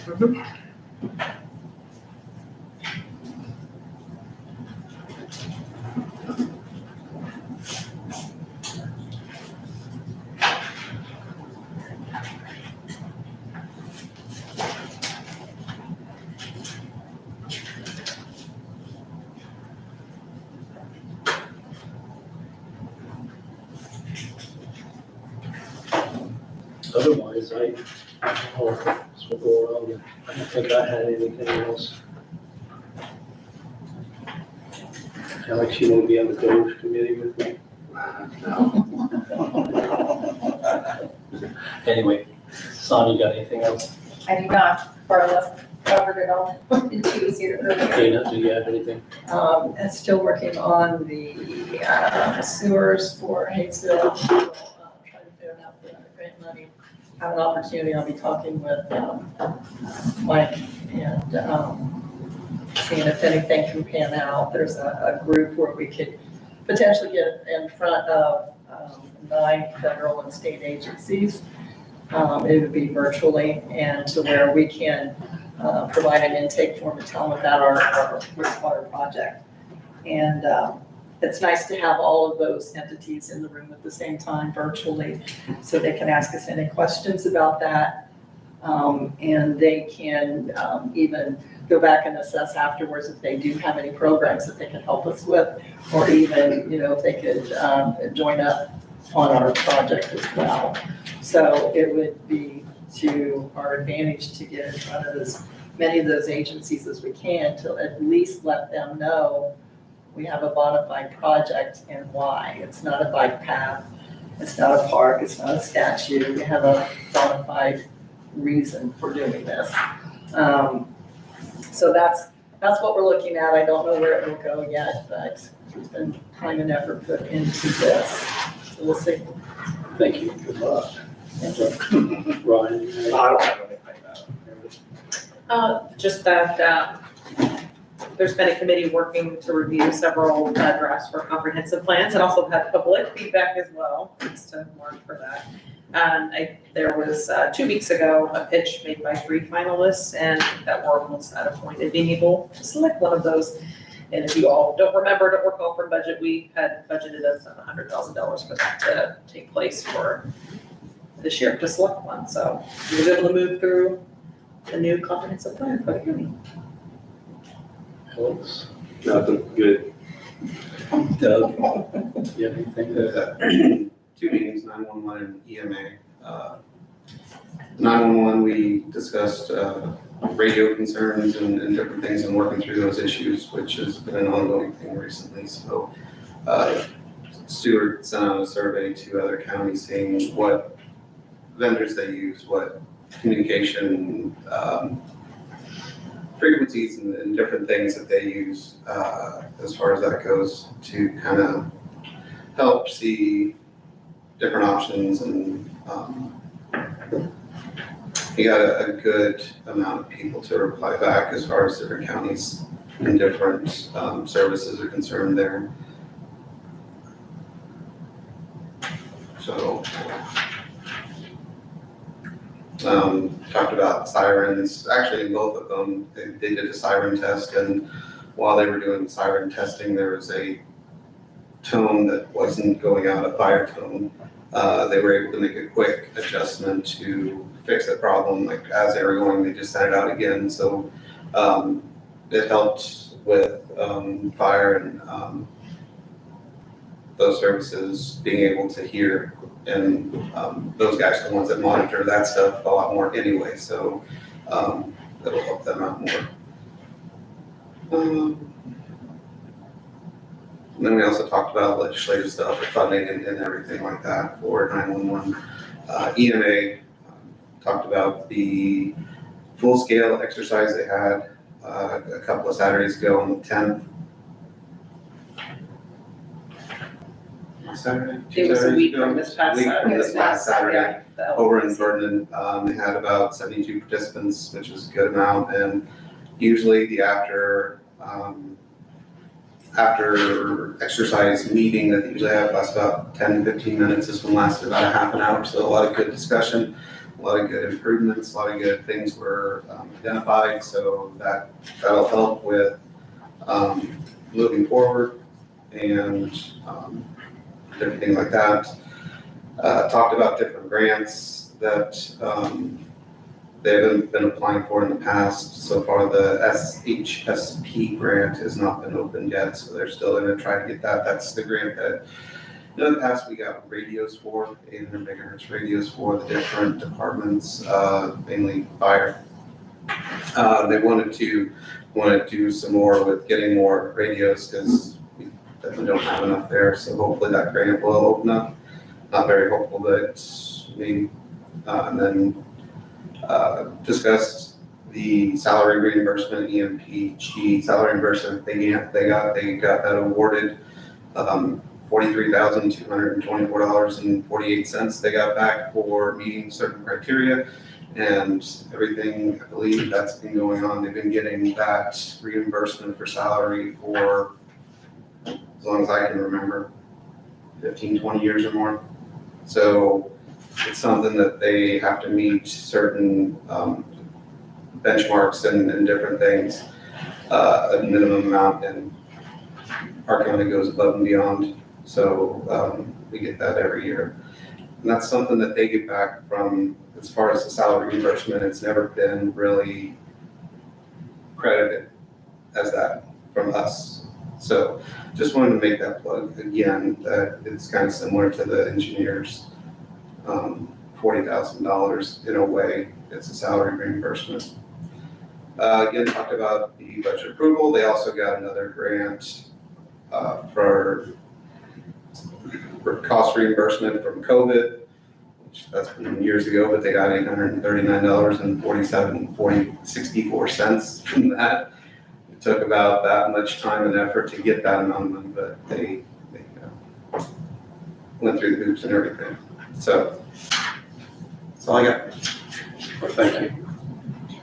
I did attend the training that they had. So you said, I did not stay for the after meeting or anything. So did they have some, since you said it lasted longer than normal, did they have a lot of issues that they found or? There's some issues that they identified, yeah. So that's something that they can then work on to improve. And that's what they were talking about, like coming up with alternatives or ways to solve any issues that they had. And they actually had issues like during the exercise that they were able to, that they identified, and already had started talking amongst themselves about what can we do to prevent this, and or to, if this happens, what is our contingency plan and different things. So that's, yeah, really good. Thank you for attending that. Sandy, do you have anything? We will be starting to upgrade our computers to Windows 11, starting the week after Memorial Day and going through June. So How's the audit one of going? those hidden costs, not so hidden. The auditors are finishing up this week. So. Will they schedule, do we know when the exit interview will be? I do not know that yet, but I will reach out to you and let you know when they set that. She told me she was finalizing on-site probably tomorrow or Wednesday. Mark, do you have anything? I do have a question for the council. So, are you aware, is the council aware, or have you heard of a letter that you'll be getting from the Regional Development Authority on the Mid-States Corridor asking for the council's continued support? Yes, I have to say, yes, we did. You received that? I think they reached out, they reached out to us and asked us, I think they met with most of us. I don't know exactly who all met, but they met with most of us and So that's the and second requested question. Did you provide them with the positive feedback? we have not done anything on that. It's actually a resolution now, right? Yeah, I think that's what they're proposing is a resolution to the county and the two cities. So my understanding is it's not anything financial, No, I'm pretty certain it's not financial. but it's It's in my opinion, it's a setup for that because I have a very reliable source from an NDOT project manager who said that they will be coming, the RDA will be coming back to the various councils for more money. So that's the only reason I asked, because to me, it's a setup to say, okay, you're gonna support this still? Yeah, I'm continuing to support it. Okay, thank you. Next month, oh, by the way, we need more money. So just, Thanks for sharing. You said you support it. yes. I was not able to attend any of the meetings, so I was not, I think everybody else did. The meeting times were not something that I could attend, and I've already stated previous years during elections and all that stuff that I'm not in support of, financially supporting the project anymore, or being in support of it, so I'm gonna stick with that. Oh, I understand. So, I understand. so whatever letter they send, I don't plan on supporting. So just a question, because it's been brought up to me, and I don't know it, because there's been a couple of things that have come up that people have asked me. When they do that, when you have I guess, authority like that, an appointed authority come to talk to and have a meeting with council members, commissioners, and stuff like that, isn't it a requirement for that to be a public meeting? I think it's, I don't know the answer, I'm asking because I don't know the legalities of it. I don't think it's an open door meeting because it's only, you know, they can come and talk to me or, you know, one of the council people or two of them. But as long as it isn't four of us that we could make a decision, you know, I think the open door law, The question maybe the saying. question that was posed to me is if it's from like If, commissioner, a council member or two, and then Jasper City Council or the mayor or something, if they've gotten together like that, doesn't it have to be a public meeting? I personally don't know. so. I thought if they're calling a meeting just for information purposes only and they called it, one or two of them can attend. They're not making any decisions, they're just gathering information. Okay, The Yeah, meeting I attended was with no other. I don't know, I didn't know the legalities of it. I told No, them- I'm not public I access. told the people that I would ask, because I'm not a legal person, so I have no idea. I learned about the RDA reading your articles, so I thought you were the expert on that.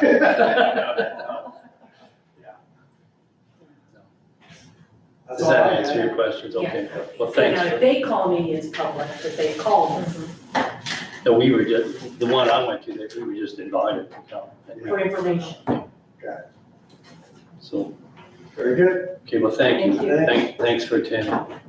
So, I don't have anything else, so I guess, close the meeting. I'll entertain a motion to close the meeting. Make that motion.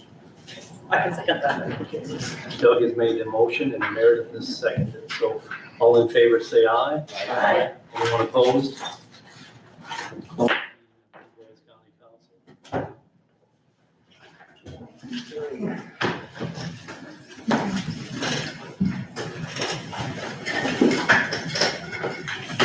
Oh, Sandy, you know what, while I got